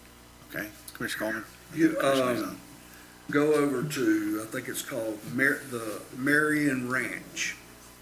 Go there. I think it's the first exit off 75 in Marion County. Second exit. But it's Marion Ranch, nice. It's CDD. All right. Can Mike, we had this conversation, just to clarify, can a non-CDD subdivision become see what they like and say, I would like that? I think my response to that is, while we may not call them CDDs, that the state of Florida has mechanisms that allow the city commission to establish special taxing districts to accomplish that type, something that is very CDD-like. And so that we could create a special taxing districts that would fund infrastructure desired by a group. The first one that comes to mind, and we've talked about it often, is creating a special taxing district to pave unpaved roads, where we would assess the adjacent property owners or the impacted property owners with the cost of the project. I think that we could take that concept and be very CDD-like in other subdivisions or neighborhoods in Newberry. Okay, I will say, go ahead. What is you've done hundreds of these. What is the cost per house, minimum, maximum? What does it add to somebody buying into such a development? With I don't know what the housing is on this one here, but just say 500 homes. If they're doing the infrastructure, do you have a number that could be? It's difficult to answer only because it's largely done on what the developer believes the market will bear. So for an entry-level community, the debt assessment's going to be lower, and the remainder of the infrastructure gets funded privately. You would only, or through, I don't want to get too into the weeds, but there's short-term bonds that the developer is responsible for that get paid off when a home gets sold and doesn't get passed on to a homeowner. So the CDD may fund a larger amount of infrastructure, but only pass a limited amount of the debt to the final home buyer. So it's difficult to say. I would say on the high end, it's in the thousands, and in the low end, it's in the high hundreds, mid to high hundreds. And it just truly depends on what the developer believes they'll be able to market and still sell a home at a price that they think is fair in light of that debt assessment.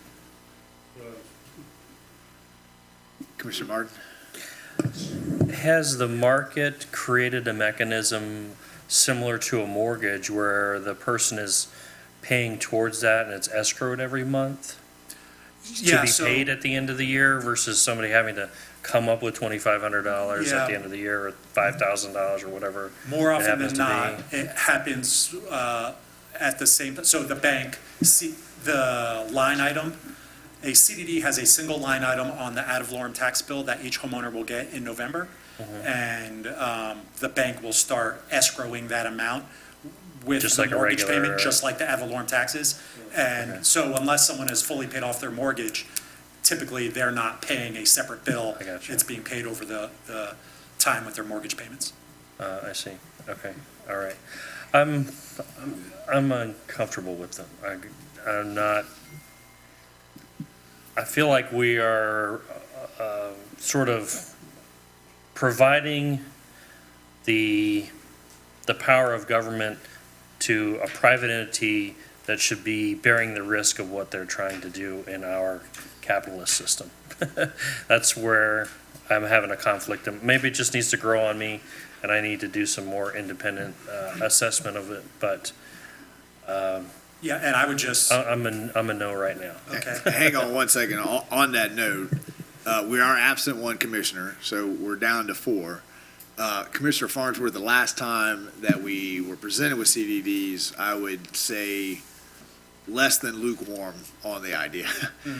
So if there's division here, what I would say is, let's table this until we get full dives. Well, let me say, if, I wouldn't, If there's 3 saying yes, then it doesn't really matter what Commissioner Farnsworth says, Understood. but. and I'm not gonna hold it up to go to the second reading. So I can even vote in favor of it now and vote against it on the second reading, and to make sure that we have 5 people here. So that's not And that not was an kind issue of- for me. That was the So- gist of my comment. I don't want to, if this moves forward tonight along that same track of thought, I don't want anybody to interpret that as a guarantee, because normally second reading, if you get a 4-0 vote, the first one, you're going to pass the second one. Sure. So, but I don't like to inhibit as well and I think that Commissioner Farnsworth, because the big objection the first go around was the debt question and who owns that debt was not as concretely stated as what you stated here tonight. So the last time, which I can't remember when it was 18 months ago, last time we talked about this, the answer to that question was a little more nebulous about who owned the debt. Tonight, it's not going to be the city. I think there's kind of a difference between legally not the city and community spirit, not the city, right? Like, and all the time, like we have all these rules about, well, when sewer is so many feet, the resident has to hook up. Well, that's going to cost that resident $15,000, and we know that you're not going to fill up City Hall with a whole bunch of people saying that you got to make them pay $15,000. So there's the law, and there's living in a small town, right? So I just agree with Commissioner Martin that if you guys want to move forward, we are absent a commissioner who I don't want to speak for him. I just know that last time he was not a big champion of this. He expressed similar concerns of, I'm just not comfortable with it right now. Commissioner Coleman? I mean, they're issuing bonds, so that's private. You see where I'm coming from, money-wise. Second thing is,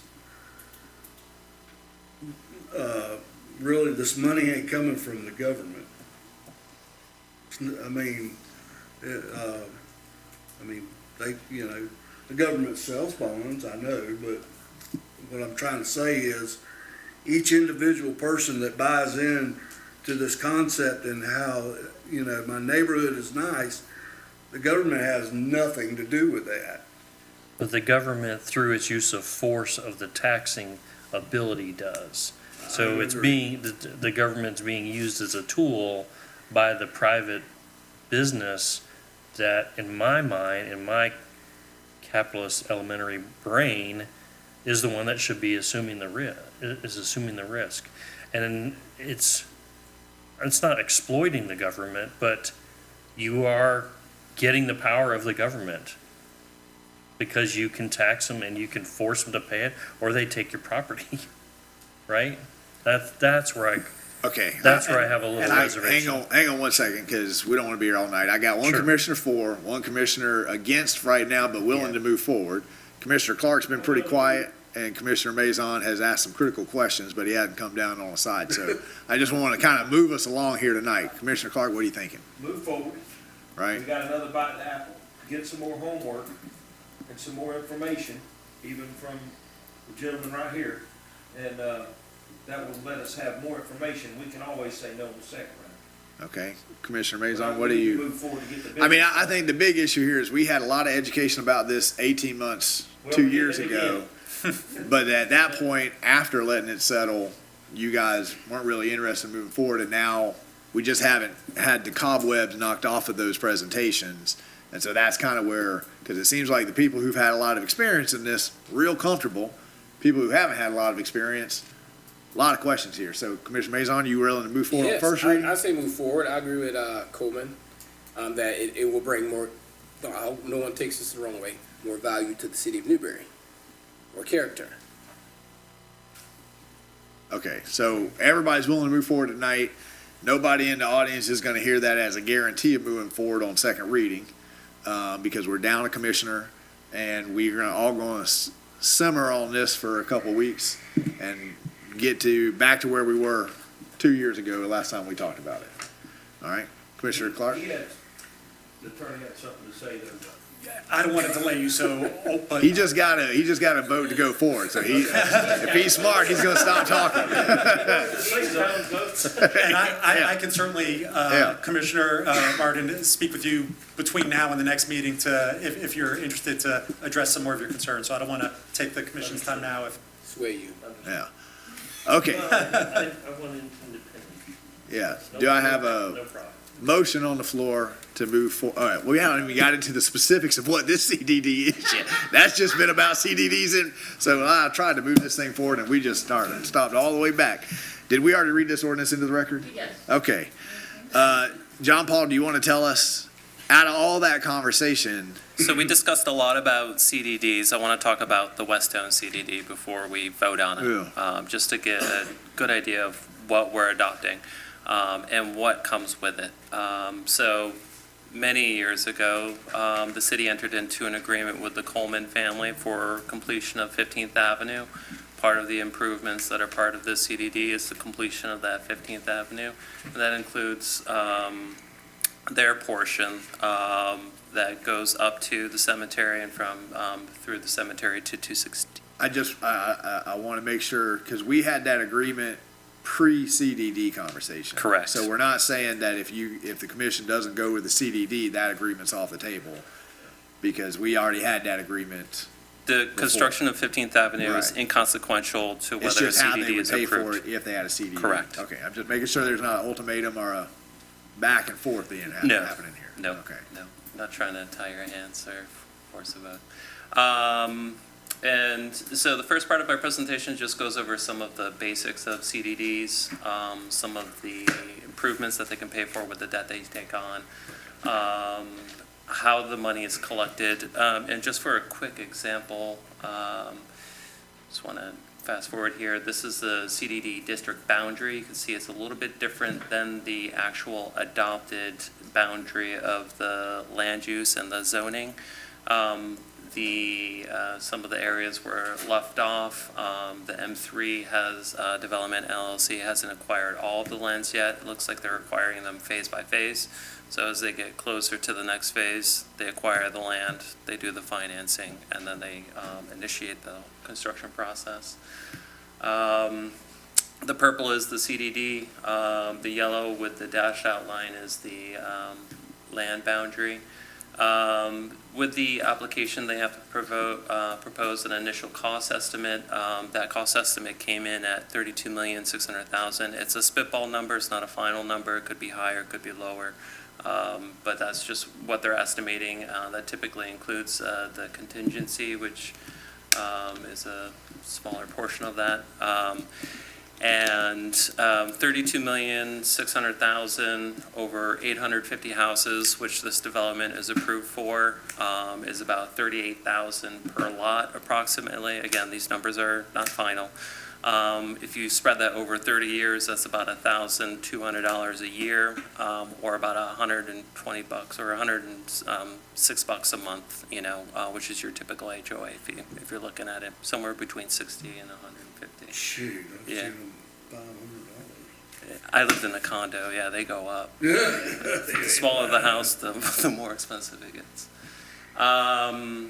The initial 5 board members are members of the M3 Development Corporation, so they'll be the initial 5 members for the first 5 years, and then a general election come around, and then that's where residents can put their name on the ballot and be voted into one of the board member seats. This petition was also reviewed by Carl Eldred with Stearns Weaver. The CDD community is a very small community across both banks and the attorney's office in the state of Florida, and so it's a very niche group. Carl was available and did not have conflicts, so he was able to review it for us. He found it to be a stellar application as far as he goes. And he did provide us with some recommendations. All those recommendations, working with Wesley, have been addressed. And so as far as the application goes, it's a complete and solid application, and consistent with many across the state. We do have a presentation that's just the general overview of what the Westone CDD is. Wesley, did you want to go into your presentation now, or? He's like, I don't want to say anything that's going to ruin the vote. All right, I'll just go into the next part. So all of city staff has reviewed, has no objection to the request. Alachua County Property Appraiser has been notified that this is will be landing on their doorstep soon. And Alachua County Growth Management Department has reviewed and has provided no objection to the request. Again, this is the CDD. The purple is the actual district. Green is the actual land use and zoning portion of it. And here you can see there's a bunch of Alachua County properties that abut this land, and they came back with no objection to there being a special taxing district in the area, so they seem to be fine with it.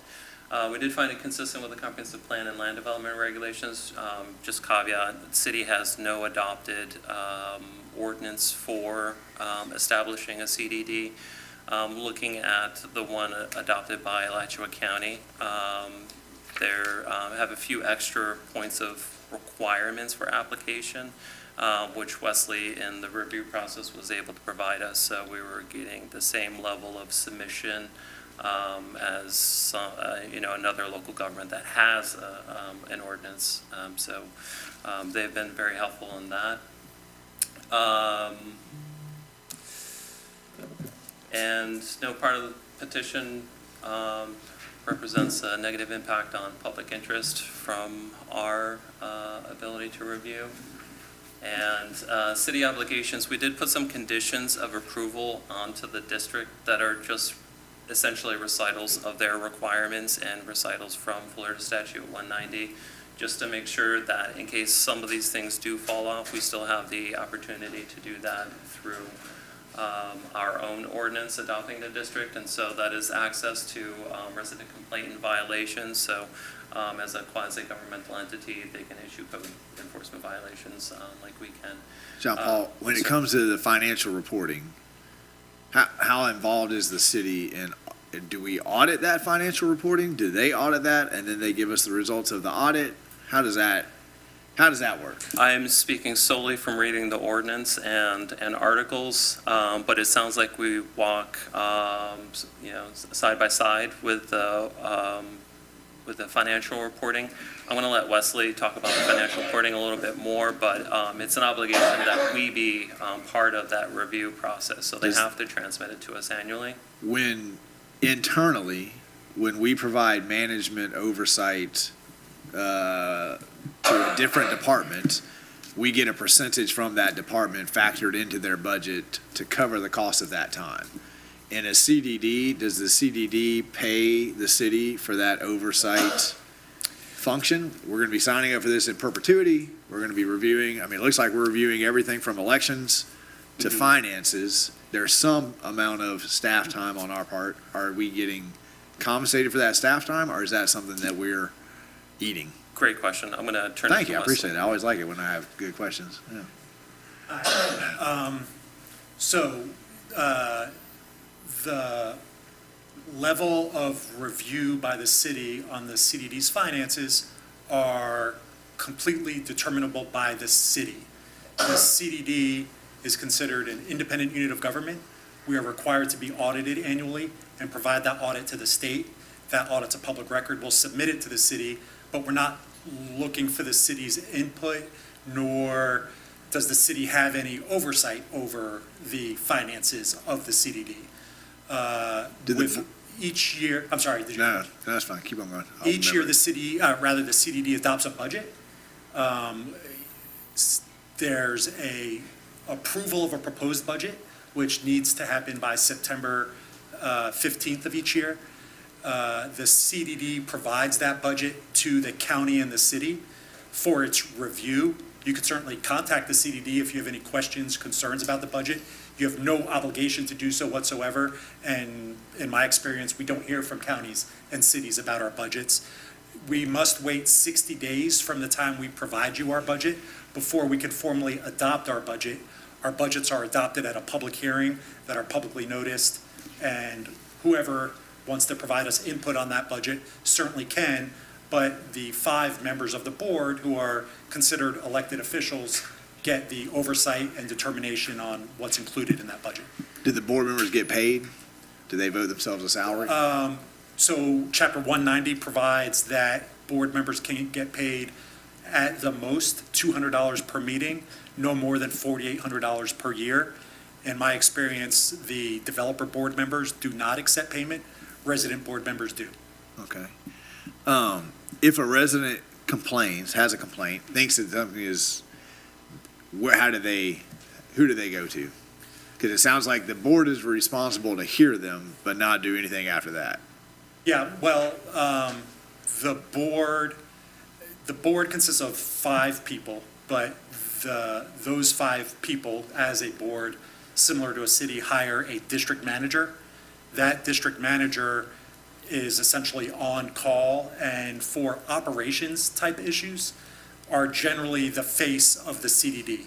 So more often than not, if there's a concern about a sprinkler running too long on common areas, or a pond that has too much algae. What about like sunshine violations or misappropriation of funds? Something that's a little more severe. Fortunately, I haven't had to deal with Yeah. misappropriation of funds. Sunshine law violations are not handled by the CDD, similar to, I think, a city. They would go to the Commission on Ethics in Tallahassee. So if a resident believes that a CDD board member is violating the sunshine law, CDD board members are also subject to Chapter 112, the Code of Ethics, and if they believe that either of those laws are being violated, they have every right to go to the Commission on Ethics in Tallahassee, report a member of a CDD board, the same way any other public official would be reported. CDD board members have to do financial disclosures that get recorded, so they're the same rights that a member of the public would have against other public officials. Can a CDD take out a bond to buy wastewater capacity? I think I got a hump, so that's 2 good questions I'm asking. Yeah. Yeah, if the development is authorized for that, in other words, something that the project is able to do, I believe a CDD could, but a CDD, I don't believe, could do that unilaterally without the appropriate authorizations by the governing authorities who would make that decision. Is this CDD authorized to take out a bond to pay for upfront capacity in the wastewater? Is that in this agreement? John Paul? Mike, anyone? Is that No. contemplated here? It's not in this. This is solely related to the request at hand, which is establishment of the CDD. It doesn't contemplate any of the related development. So that would be something that, Is this development going to be asked to prepay for its wastewater capacity, or is it already in the works? Because I know we're thinking about shifting to a new model. If we're going to make that request, and we like this as a funding mechanism for these types of things, seems like it would be an appropriate wrap that up into the CDD. Mr. Mayor, we are working on the subdividers agreements, development agreements, and wastewater capacity and how that is financed will be part of that conversation. We have not had a single conversation that I've been privy to where we contemplated the idea of whether they could pre-purchase the capacity through the CDD. And I think that's one that staff will have to run down. I'm not aware that it's ever occurred before, but, you know, I lack a lot of expertise. I think we all lack some expertise. But we know how to do research, and we'll research it and get with the legal experts and find out if that's something that could be rolled into a CDD, and then have a conversation with the developer about his willingness, their willingness to consider that and as part of the CDD. Because, I mean, from my level, this sounds just like another way for the developer to get the money up front to pay for these things, right? At a basic level, that's really all we're talking about here, is now I can go to the bank and say, I've got guarantees that you're going to get paid, so I need to borrow this much money. It seems like that would be an incentive to pursue this if we're going to be asking people to shell out, you know, 7 figures to buy their capacity up front. Giving them another mechanism by which to fund that would be beneficial. And to the developer's typical way of thinking, developers don't pay our water and wastewater capacity charges. Until. Builders do.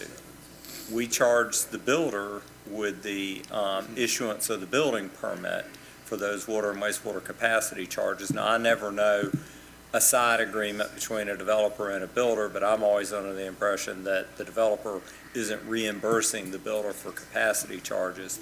So it's also, I believe, a shift in the way a developer approaches a project, because now we're contemplating a new expense to the developer, albeit one that would be a reduction. He'd also be able to market lots as, hey, Mr. Builder, you're not going to have to pay your capacity charges. That's already been taken care of. Lots to learn. With regards to your question, there's way more unknown than there is known about it, but we'll research it and we'll speak with expertise whenever the appropriate time comes. And if the commission moves forward with this tonight, and it takes 6 months to a year to do that research, we can come back and amend the CDD to include those kinds of things, or is that too late? So including the language for the commitments for wastewater capacity reservation, we have Tanglewood in for construction plans for their phase 1, and that is an appropriate timing and has rational nexus to making that reservation. Where establishment of a CDD, I think you might be stretching that rational nexus a little bit, but definitely there's a tie there, and definitely would be reasonable. But as the city manager said, I think we should research and come back with an answer before we commit to. You wouldn't be the first person that's accused me of stretching the rational nexus.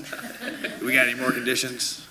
So these are them in summary. They're very much fleshed out in full language, but just as a summary, access to complaints and violations, transmit to the board candidate information. They already have to do that. We're just memorializing it in the ordinance. Transmit financial reporting. They already have to do that. Just memorializing it in the ordinance. And declaring default on bonds does not obligate the city to assume debt, which is already part of 190, but just want to reiterate it here in case there's some wacky change and preemption that happens in Tallahassee. So that leaves us on the motion slide. My presentation's complete. I'm available for any questions. Questions on this specific CDD? So moved. I have a motion from Commissioner Coleman, second from Commissioner Maison. Any comments, questions, motion on the floor from the dais? Public comments, questions on the motion on the floor. Brand new thing for the city of Newberry? All right, we beat that horse to death. No one wants to ask any questions. All those in favor, signify by saying aye. Aye. Okay, roll call. Commissioner Coleman? Aye. Commissioner Clark? Commissioner Martin? Commissioner Maison? Motion passed 3-1 with Commissioner Martin in dissent. We'll move on to second reading, and when we hopefully will have a full dais. Thank you, sir. We appreciate you staying with us. All right, that is going to move us to the Veterans Memorial Park. You waited patiently Wait, did I miss one? Nope, you're right. Okay, yeah, we skipped 2. So that is gonna be Ryan. You're gonna take us through this? Come on down, sir. I think this is Ryan's first time talking to us from the podium, so let's treat him gently here. We'll break out the hard questions for the end of the presentation. That sounds great, thank you, Mr. Mayor. Commission, my name is Ryan Young. I'm the Assistant Director with Capital Projects and Facilities here. And tonight, I would like to present to you the Veterans Memorial Park Guaranteed Maximum Price. To make sure that there wasn't any questions I missed, we have brought in Brent Overturf from Ulrich Construction representing them. We also have with us former Commissioner and State Representative Ms. Debbie Boyd, who with Commissioner Clark spearheaded the initiative to get the Veterans Park up and rolling off the ground. So with that being said, we will move in to recommended actions this evening. Number 1, accept the guaranteed maximum price submittal from Ulrich Construction of $595,152 and authorize the staff a contract. I gotta stop you right there. So we've gone from 850,000 down to 6. We haven't sacrificed anything? No. Nothing of, we're still getting the first class? Everything we want. Keep We're on getting going. everything. I love Yes. it. All right. Yes. Good news, good news. So we'd like to authorize the staff to execute a contract for construction of the project. We'd also, second, we'd like to authorize the staff to negotiate change orders in an amount not to exceed the 10% of the GMP. Option 3 would be we authorize staff to submit a legislative appropriation to the state legislature in the 2025 state legislative session seeking $90,000 in funding for the project. 4th would be to delay the start of the construction to coincide with the completion just prior to Veterans Day 2025, enabling the maximum fundraising opportunities prior to completion of the project. Hang on, Ryan. Yeah, I'm a little confused. It sounds like 1 and 2 go together. Yes, sir, that's correct. But 3 and 4 are either or? Correct. So they're Those are- decisions that you're looking for the commission to make. Yes, So sir. they can take 1 and 2, Yes. and we move forward and we're done. We move forward and we start moving forward with a contract and we get this. But we're project 90,000 short of funding, That is so we can correct. still move forward. And then we can say in 3, go after another, because we had an appropriations in Tallahassee that got vetoed. It got passed through the House, passed through the Senate, vetoed from the governor. So 3 and 4, either or. We can say, move forward, the city will float 90, but we're gonna go after it, we'll do private fundraising. Or, don't move forward, delay until we find that 90,000. Yes, sir, that's correct. That's the question that That's we're. correct, Mr. Mayor. Okay, all right. Go ahead. Or is this it? Do we want to talk about these as we go through, Mr. I think we Mayor? Do you wanna should. just wait through? I think we should. Let's go ahead and update us here on this. We're gonna go that way, it don't get Go all- back 1 slide there, Ryan.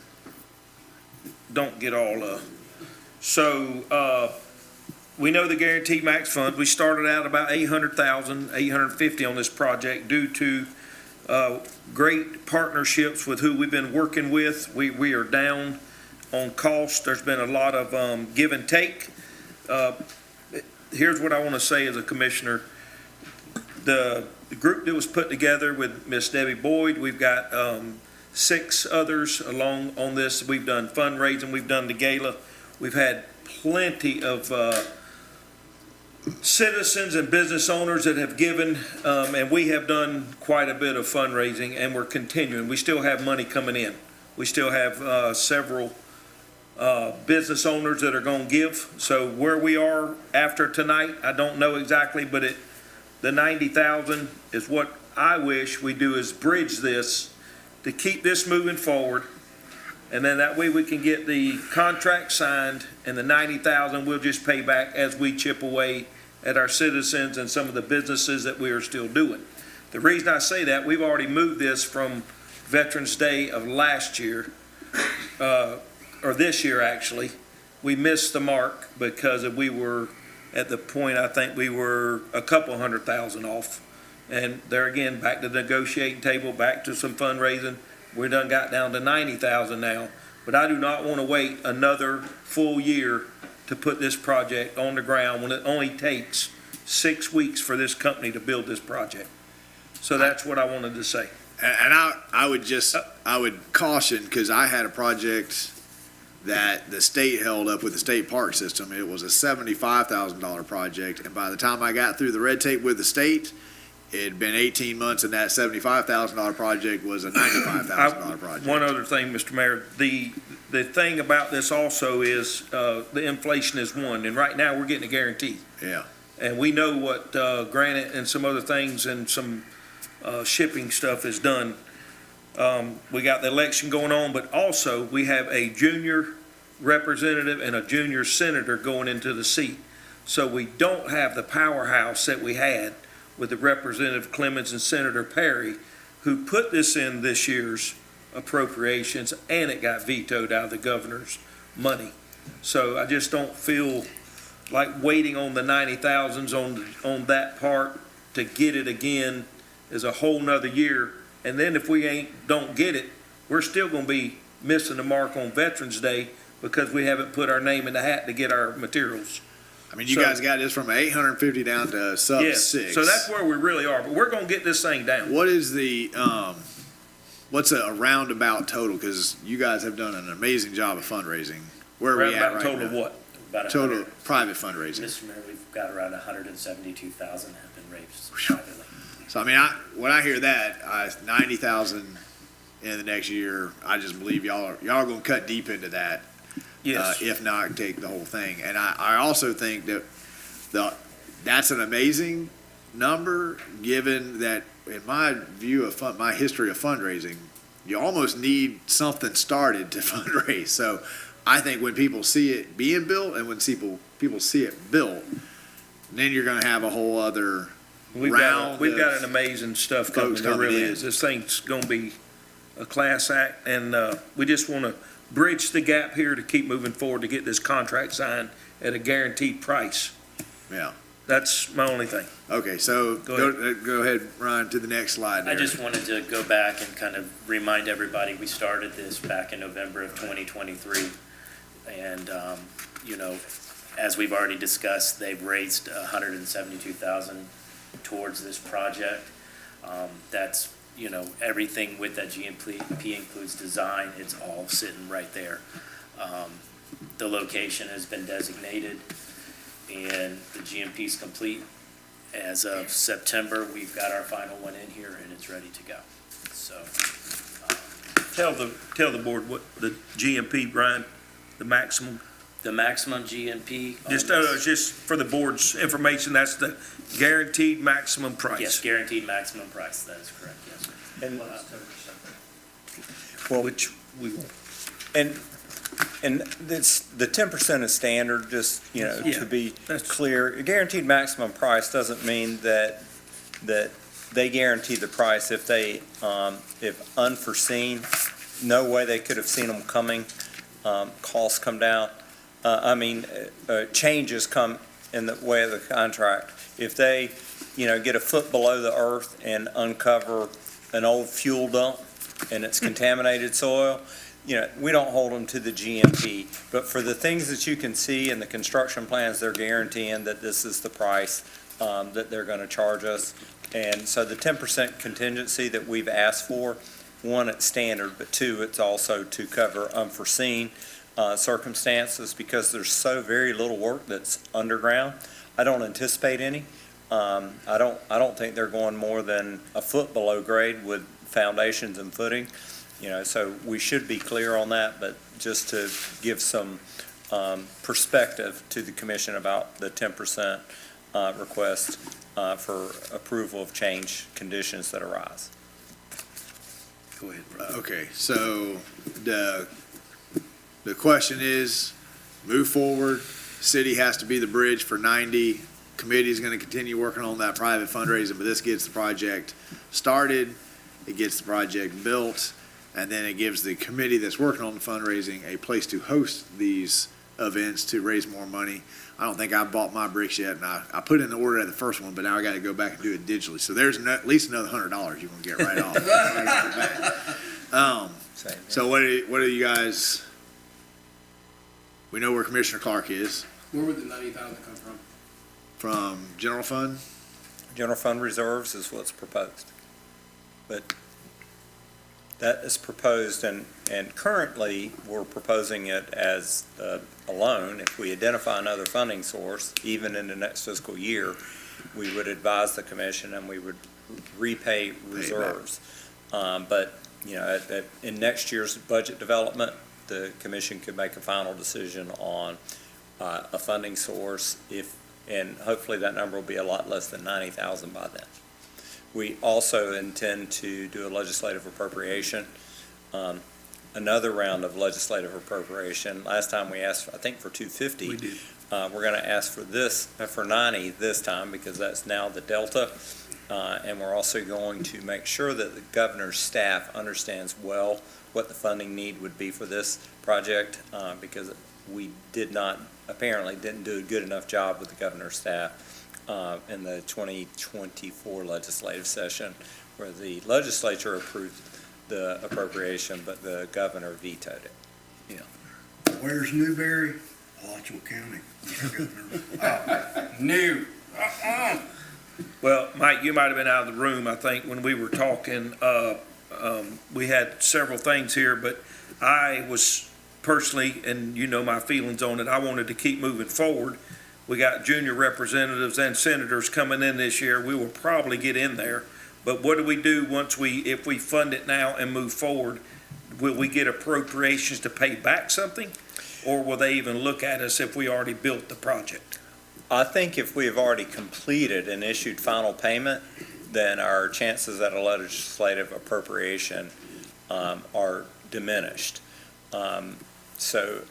Because initially staff's target date was Veterans Day of 2025, I recommend that we slow the project down so that it is still under construction and final payment has not been issued to the contractor through the legislative session so that there is enough outstanding money that a $90,000 appropriation from the state. But we would already have it built? No. We'd be under construction. We'd be under construction. We would pay, You need to. we pay 510,000 of it, right? You won't know till April? June or July. It'll be this year. We'll be behind getting our granite or anything shipped in the 5-month period. We'll be lost. Mr. Mayor, that is not what I propose.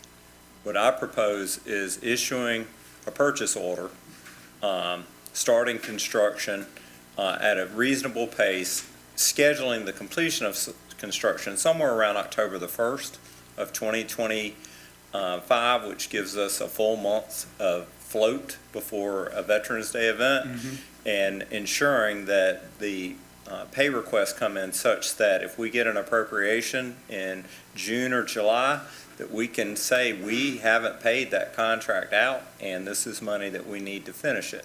If the governor or the legislature vetoes our request, then we pay it out of reserves just like we plan to.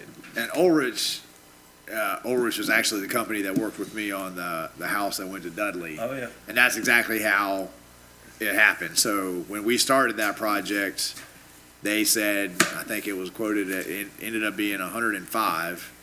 I had 80. And I said, I've only got 80, right? I'll have the rest by the time it's done. And they used my 80 for all the hard costs, buying the stuff, right? Those kinds of things. And they waited to get theirs until the end. By the end, I had it.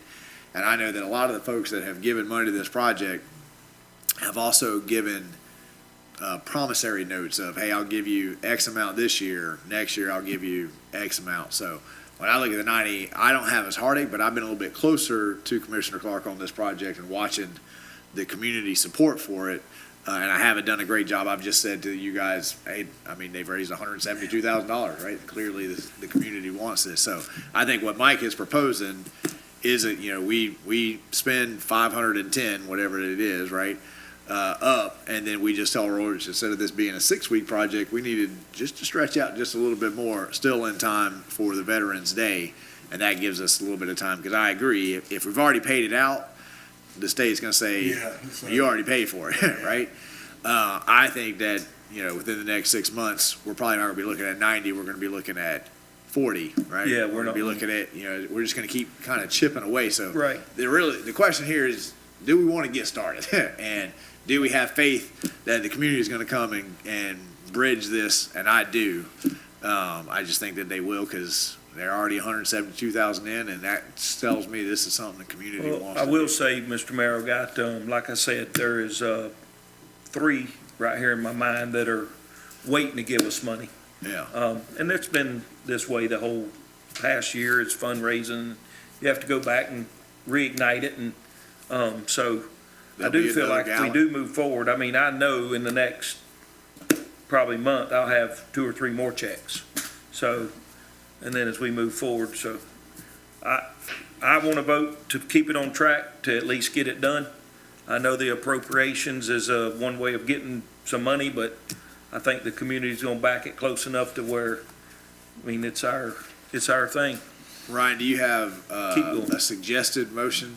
Because on that first slide, you had a 2-part motion. We do. All right, let's put that up on the board.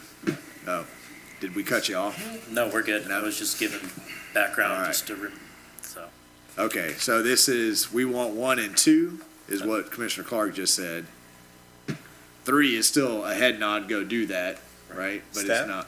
Yeah, staff requests all 4, but. Oh, all 4 as a 4-part motion. It's a 4-part motion. To delay it in time, not to delay the project, but to delay the finish of the project to make that appropriation. So it's a 4-part motion, right? Guaranteed maximum price, change over not to exceed 10%. We are gonna put in an appropriation for 90, right? And we'll work on the project to make sure that we've only spent 500 by the time that we have an answer for the appropriations. Any questions on? Yeah, I mean, we'll go with whatever. I just do not want to delay it again. We delayed from this Veterans Day. We did not say we were going to do it in 2025.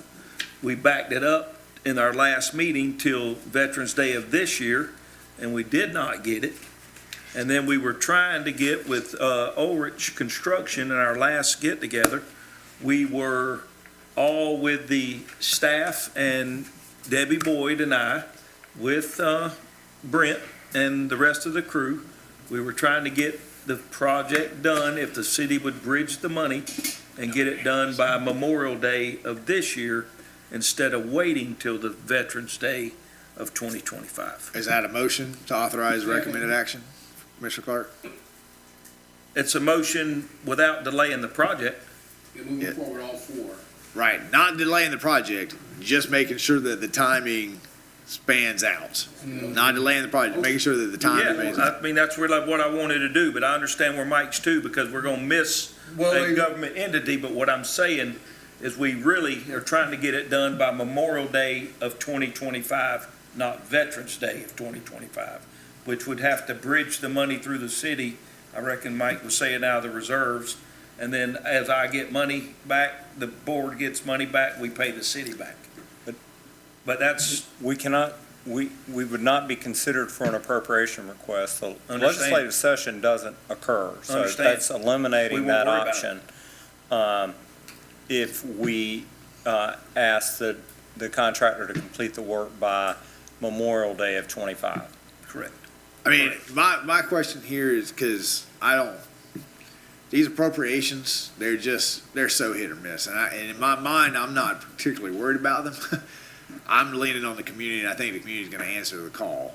So I guess what Commissioner Clark is saying is, if we say this now, right, 6 weeks, maybe we need to hear from Ulrich. If we said right now, and the board says, we're gonna keep working with the community, if it takes us 2, 3, 4 years, we're gonna get the 90, right? Could you have it done on the timeline that Commissioner Clark is talking about? That's an open question. Don't feel like you have to say yes. We're confident in our current GMP that we will get the project completed by You could end it in 6 weeks. 6 weeks. Okay.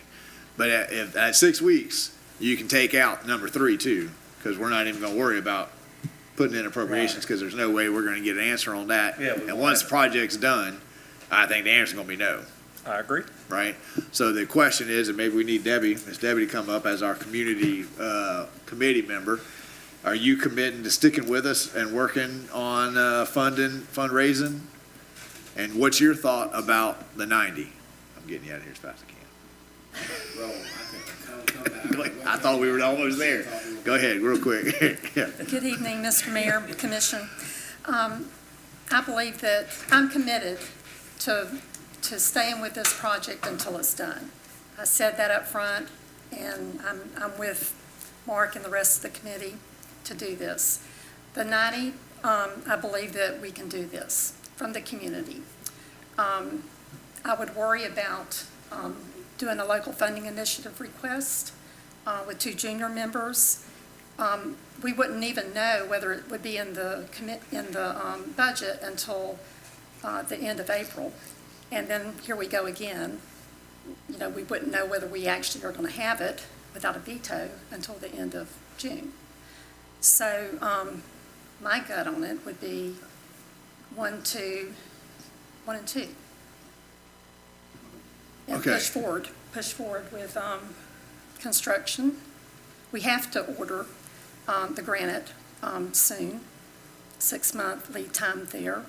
That canine warrior dog bronze statue that Newberry Animal is going to fund for us, that's a 5-month lead time, and then, of course, the bricks. And just to be clear, Mr. Mayor, I don't know how to be clearer. I'm not suggesting that we defer ordering materials that we need.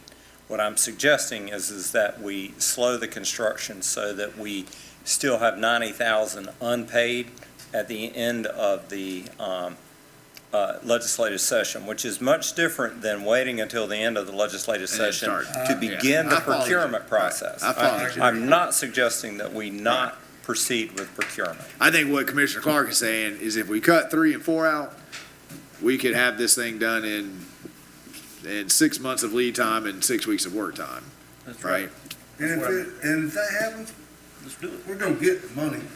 I mean, Okay, so I have one, and this question is to Ryan, and it's always a tough question, because your gut's gonna say you have to answer it one way, but I need an honest answer. So we got a lot of projects going on. Right. If we, on that timeline, can staff handle the project at that speed? Our staff can handle the project, yes. All right. Very confident. I like He did, he was very confident with Very it. confident. He's worked with them a lot. He's got a lot Yeah. of We have- background. I mean, this is project management. Orvis is, I get it, they're gonna be out there. Right. The question here is, we got a community committee that's raised 172, got commitments for more coming, and they've got another 7-8 months before we get there to continue working on, so the community wants this, they're $172,000 in. Can we loan our own community $90,000 and have faith that they're gonna keep on doing exactly what they've done? That's how I sum it up, right? this is going into a new year too, so these businesses, now they'll have We'll have another another- write-off too, which will help. So, Right. I second that motion. Okay, so I need a motion here for 1 through 4, 1 through 2. Anybody? I thought we already, Yeah, He did. I'm a key player, so I'm gonna stay out of the, He didn't make a motion. the He said, motion I on don't the- want, he said, I'm willing, but I don't want, so that's what delayed you being able to go to the bathroom. So his motion wasn't on the floor. I need a motion. The only reservation is the delay start. So you want 1 and 2, cut 3 and 4. Well, I mean, because it's delay start. Right. If you're not delaying the construction though, then there's no reason to go to the appropriations. correct. Because Right. that's gonna take staff time to fill out, Yeah. lobby time, right? Yeah, 1 and 2 definitely. So, I mean, I see that's the difference here of the motion. You're either motion 1 and 2, and we're moving forward. You look, I'm confused. What does staff recommend? So let's just motion this sucker. this is staff's recommendation up here. The issue is, if we take staff's recommendation, yeah, if we take staff's recommendation, right? Then and staff is not recommending that we delay the start, saying that we use the 510 that we have Right. to buy things and get started, but instead of this being a 6 weeks and done, we delay it and piecemeal it out in order for us to still owe 90,000 by the time we get through legislative with 2 junior officers up in Tallahassee. And the chances of us getting that are pretty low, so we'd still be back in the same position, right? If we take just 1 and 2, we get the project done within 7 months. It's 6 months on some lead time, 5 months on some other. We'll get all that started, and then Orvis needs 6 weeks to get the whole thing done. So if we say yes to 1 and 2, we're done here in 8 months. We've got the Veterans Memorial over. and they'll keep working on the 90,000, right? Yep. If we take 3 and 4, then we're into the summer of 25 before we have an answer, and then we're still pretty close to, I think we still get it done by Veterans Day, but it's a tight fit, right? Mr. Mayor, It's happening it's by not a Veterans Day. tight fit to get it done by Veterans Day. It's a tight fit to get it done by Memorial Day. Thank you. Okay, all right. That's the discrepancy here. 1 and 2? This is 1 and 2. So is that a motion? He made the motion, didn't you? I did. Yeah. So you made a motion for 1 and 2. I got a motion from Commissioner Coleman to move forward with 1 and 2. I got a second from Commissioner Maison to move forward with 1 and 2, right? I got a commitment from Commissioner Clark and Ms. Debbie to continue public-private fundraising. Okay, Go any ahead, comments, questions from the dais on the motion on the floor? Commissioner Martin, you've been awful quiet in this whole conversation. I have a little heartache about floating the 90, just out of a minor principle, for whatever reason. That's my only reservation. All right, I got a question. go ahead. We're doing this for the city of Newberry. So we're loaning ourselves money anyway. And I don't think This that, isn't some private entity out there that we're loaning money to. $90,000 is a lot of money. But we're loaning it to ourselves. right. For So, good cause. And I mean, I think that our committee is gonna keep on going. We are. And it'll be written up as a loan, and we'll get it back, right? We'll keep doing those galas, we'll keep doing these events, right? Okay, I have a motion, probably seconded, public comments on the motion on the floor. It's worse than it's been like. Do I need a roll call? Roll call vote, Commissioner Coleman, aye. Commissioner Clark, Aye. Commissioner Martin, Commissioner Maison. Motion passes 3-1, Commissioner Martin in dissent. That'll move us on to item 12, which is November 11th City Commission meeting conflict. Veterans Day. I don't even know if we put together a presentation. We did not. Mr. Mayor, just. I think it's pretty short and simple. Next Monday night, or the first meeting in November occurs on a scheduled holiday. So staff proposes that the city commission move the meeting to Tuesday the 12th. So let's just change our regularly scheduled November 11th meeting to November the 12th is staff's recommendation. I got a motion from Commissioner Martin, second from Commissioner Maison. Commissioner Coleman's checking his calendar because he's awfully popular and booked. You gonna be in town? Give me a second. All right. Have a second here. Commissioner Clark, you're not gonna be up and by the lake or anything I'll be like here. that? I'll All be right. here. Oh, I'm gonna be in Saskatchewan, Canada. Hunting big whitetails. No. All right. Any comments, questions, motion on the floor for the dais? Public comments, questions, motion on the floor? Seeing none, all those in favor signify by saying aye. Aye. Motion passes unanimously. That moves us to item 13, Charter Officer Annual Evaluations. So you should have on the dais, Got it. right? The only thing I ask, guys, don't make it pulling teeth to get these back out of you now. It's all right. Fill these things out. What's our timeline, Mike, for, Tracy, we request that you turn them into Tracy. It's the most direct route because she's compiling the scores. yeah, And we request that they be submitted by Monday, next Monday, the 21st. Because we're putting those agenda packets together and we should be able to get the the staff report compiled by Thursday, 5 o'clock when we post our agenda. would it, Monday, the 21st, next Monday, next Monday. would close it of be business. easier on the commission if these came to you digitally so you could type your comments in, or do you like handwriting on these? We'll send them. Let's do it And they- like this. either way is fine Can with you us. hand it over to somebody? I just know that nobody can read my handwriting, so I don't fill it, just again, I always am clear, I don't fill it, I'm a non-voting mayor, I don't fill out evaluations, they're evaluated by the 5 voting commissioners, right? So I'm happy to help, it is more direct, just give them right to Tracy, but I'm happy to come out in the field, get them out of your truck, bring them up here, whatever we gotta do. Commissioner Coleman? I need Mike Moore's employee ID number, please. And we don't have one for the attorney. We should, I believe there were 3 provided. Does somebody else? I only have one for the clerk and the manager. We will get a hard copy And of the one. And we will also, whether preference or not, we'll send them electronically. I think it'd be good. In That way you fillable do. format, and if the commission prefers that, they can use that. And if they like them handwritten, they can do handwritten and turn them into Tracy or Randa or you. And I'm just gonna say, every year, I've gone in and tried to tweak these and make them a little bit more applicable to the clerk and the manager and the lawyer. But every year, you guys have expressed that you're not exactly happy with this format. So I didn't tweak these at all. It's the same one. So if you guys have recommendations after this year's round, I'm all ears about how to make this more Judy relevant. Rice cannot retire. And It's true. Mr. Mayor, I would tell you that no matter the format that we propose, it's a struggle. It's the same with our staff, our team evaluation form. I think, just for me personally, the feedback that provided most important. is really what's valuable to us. So your honest assessment and feedback that taken to heart is what I truly seek in these evaluation, and that's what I solicit. All right. We appreciate it. Everybody knows the deadline. Speak now, forever hold your peace. Correct. All right. That's going to move us to citizen comments. Any members of the public wish to speak? That CDD conversation wore them out.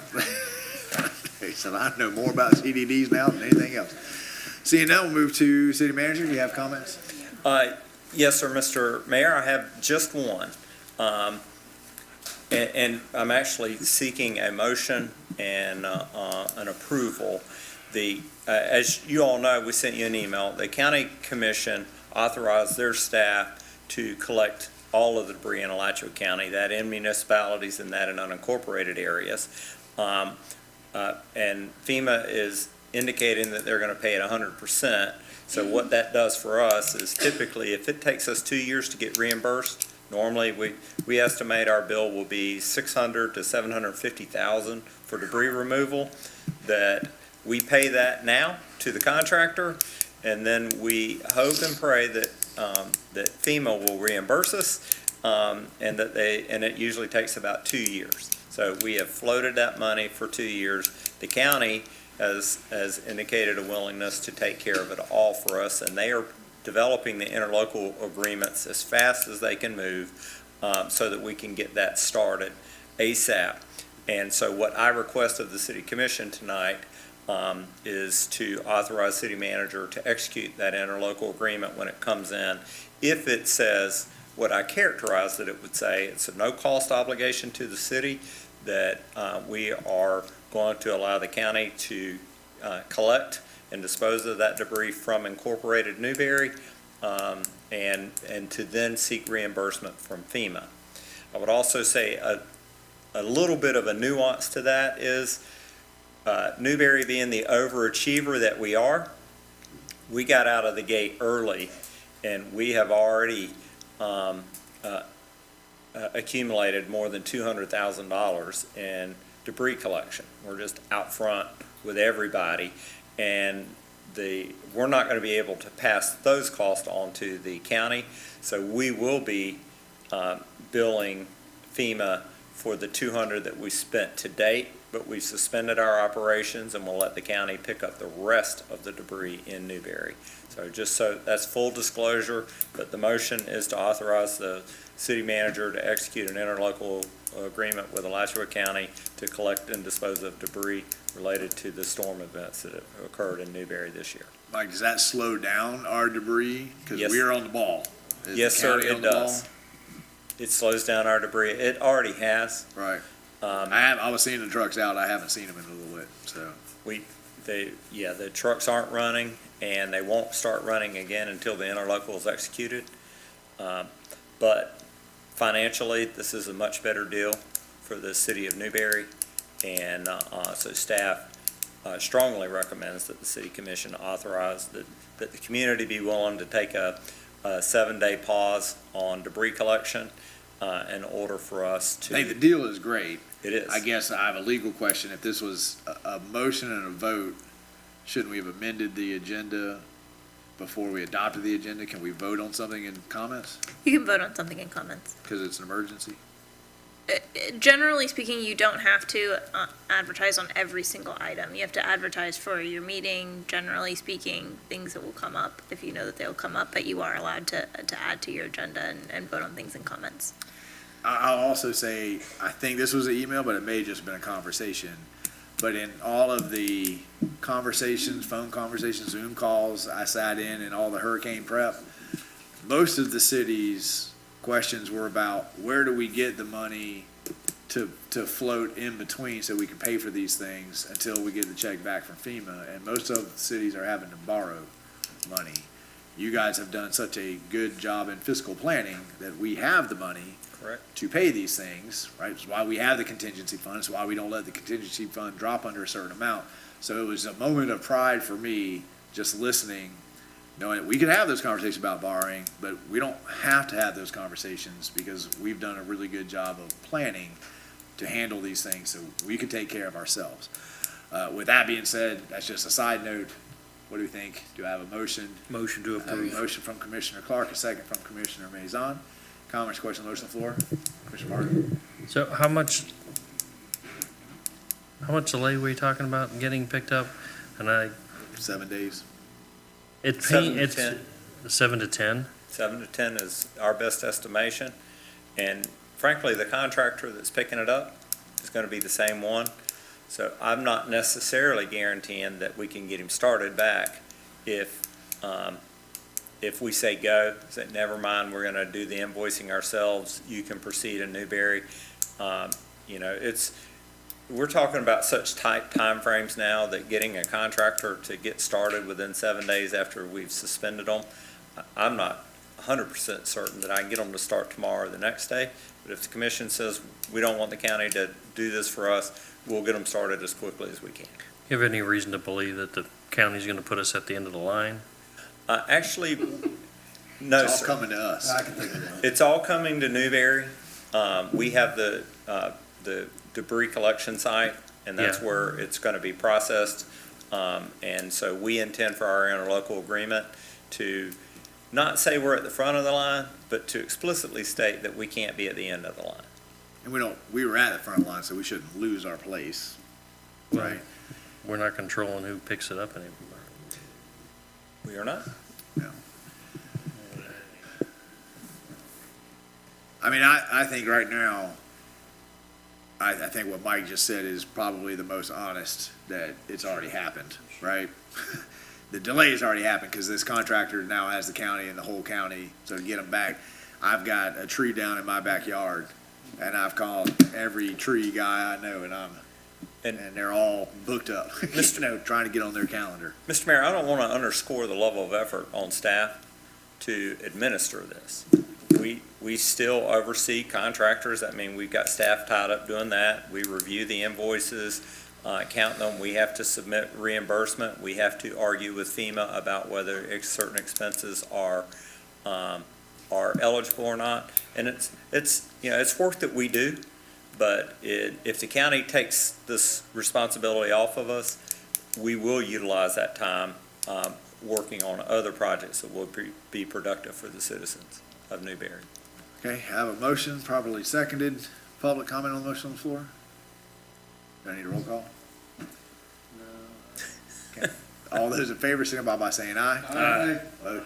Motion passes unanimously. Is that the end of your comments, Mr. Manager? What is now, I was going to brag on the commission for having fiscal reserves so that we didn't have to get a line of credit, but someone stole my thunder on that, so my sentiments are there, but the mayor stole my glory. I apologize. But great job, and when Dallas was sharing that with me, he said this is one that is clearly 100% on the commission for having that foresight, for having the discipline to set that fiscal policy. This is not one that was a joint partnership with staff, or staff did most of the heavy lifting and the commission gets the glory. This is 100% on the commission for saying, we want these policies in place, explaining to us what you wanted, and then for having the fiscal discipline to ensure that it shows up in the budget. So great job to our city commission. Thank you, sir. Madam Attorney? No. Yes, Madam Attorney? Only very briefly, December 18th, mark your calendars, 4 p.m. will be our ethics training, our annual ethics training on December 18th. Some of you have already RSVP'd. Now, Yes. Yeah, but You should before have I all- confirm my RSVP, I want to know what's for dinner. Yeah, Yeah, one time it was ribs and one time it was spaghetti. Yeah, ribs, right? I promise you, no spaghetti. Okay. It We will got it not on be the record. spaghetti. No, it is Scouts good, on guys. it. If you've never done it with Folds and Walker, it's very collegial. They got lots of cities there. It's a great opportunity to network. 4 p.m. Yeah. 4 p.m. It's your 4 hours that's required by Florida law, so we make it a good 4 hours. It's not the most boring time of your life. We feed you. There'll be drinks. It's a good time. 4 to 8. December It's a 18th. Wednesday. It's a Wednesday. Wednesday. You guys should consider a Saturday.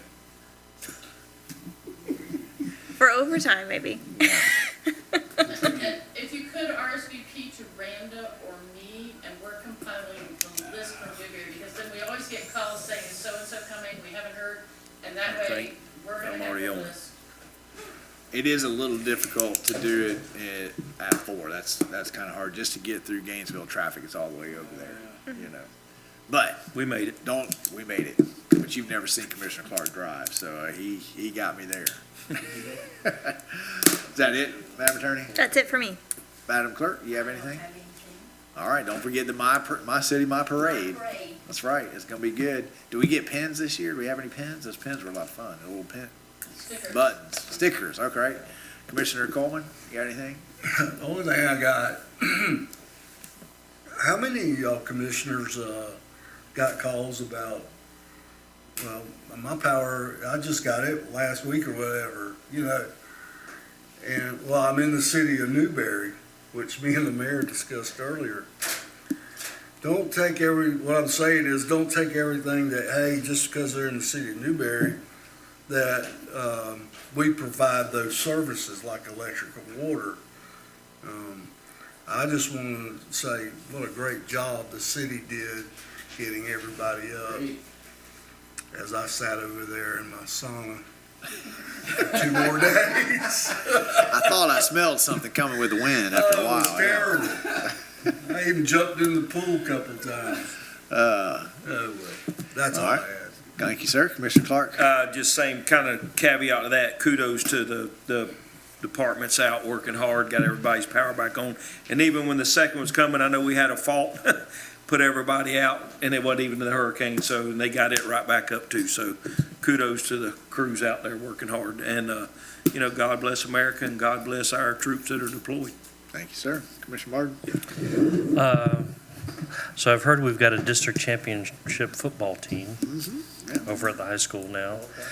We do have, last home game is this Friday against Fort White. We'll be doing senior night a little bit early.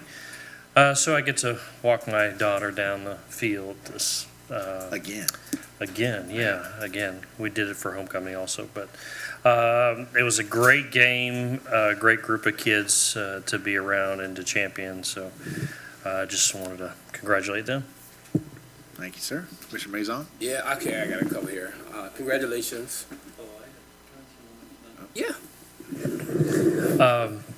Also, the effort that was put out by Newberry and the staff, particularly Jamie ringleading a forklift for us, for all the Swanee stuff that we took over there. We ended up with 4 trucks full, with trailers that were full, and 5 other vehicles that were full with stuff between the 2 collection sites. But by far, the most was collected here in Newberry, so my hat's off to all the staff for helping out with that and all the community that contributed to that. And I've gotten a request now to go help Horseshoe Beach. So that information will be coming out. Oh, can we go backwards again? I'm sorry. Madam, go ahead. On that note, my sister-in-law who lives in Maryland said she saw what's on TV. I'm not sure whether it was cable or whatever the news. But she said Newberry, Florida, and the Easton collection at the Good job, Tim. recreation. I'm so proud. Yeah. Yeah. I think CNN, somebody texted me at CNN and covered it as well. Maybe it was CNN, I don't know. All right. All right. Commissioner Maison? Yeah. So I have like a two-part here with a joke and then with information for downtown Main Street and then facts. So Janine's gonna help me with the first one. I have the joke of the day, okay? You'll see. No, you'll see. She knows. So why did the number one pencil stink? It went number two.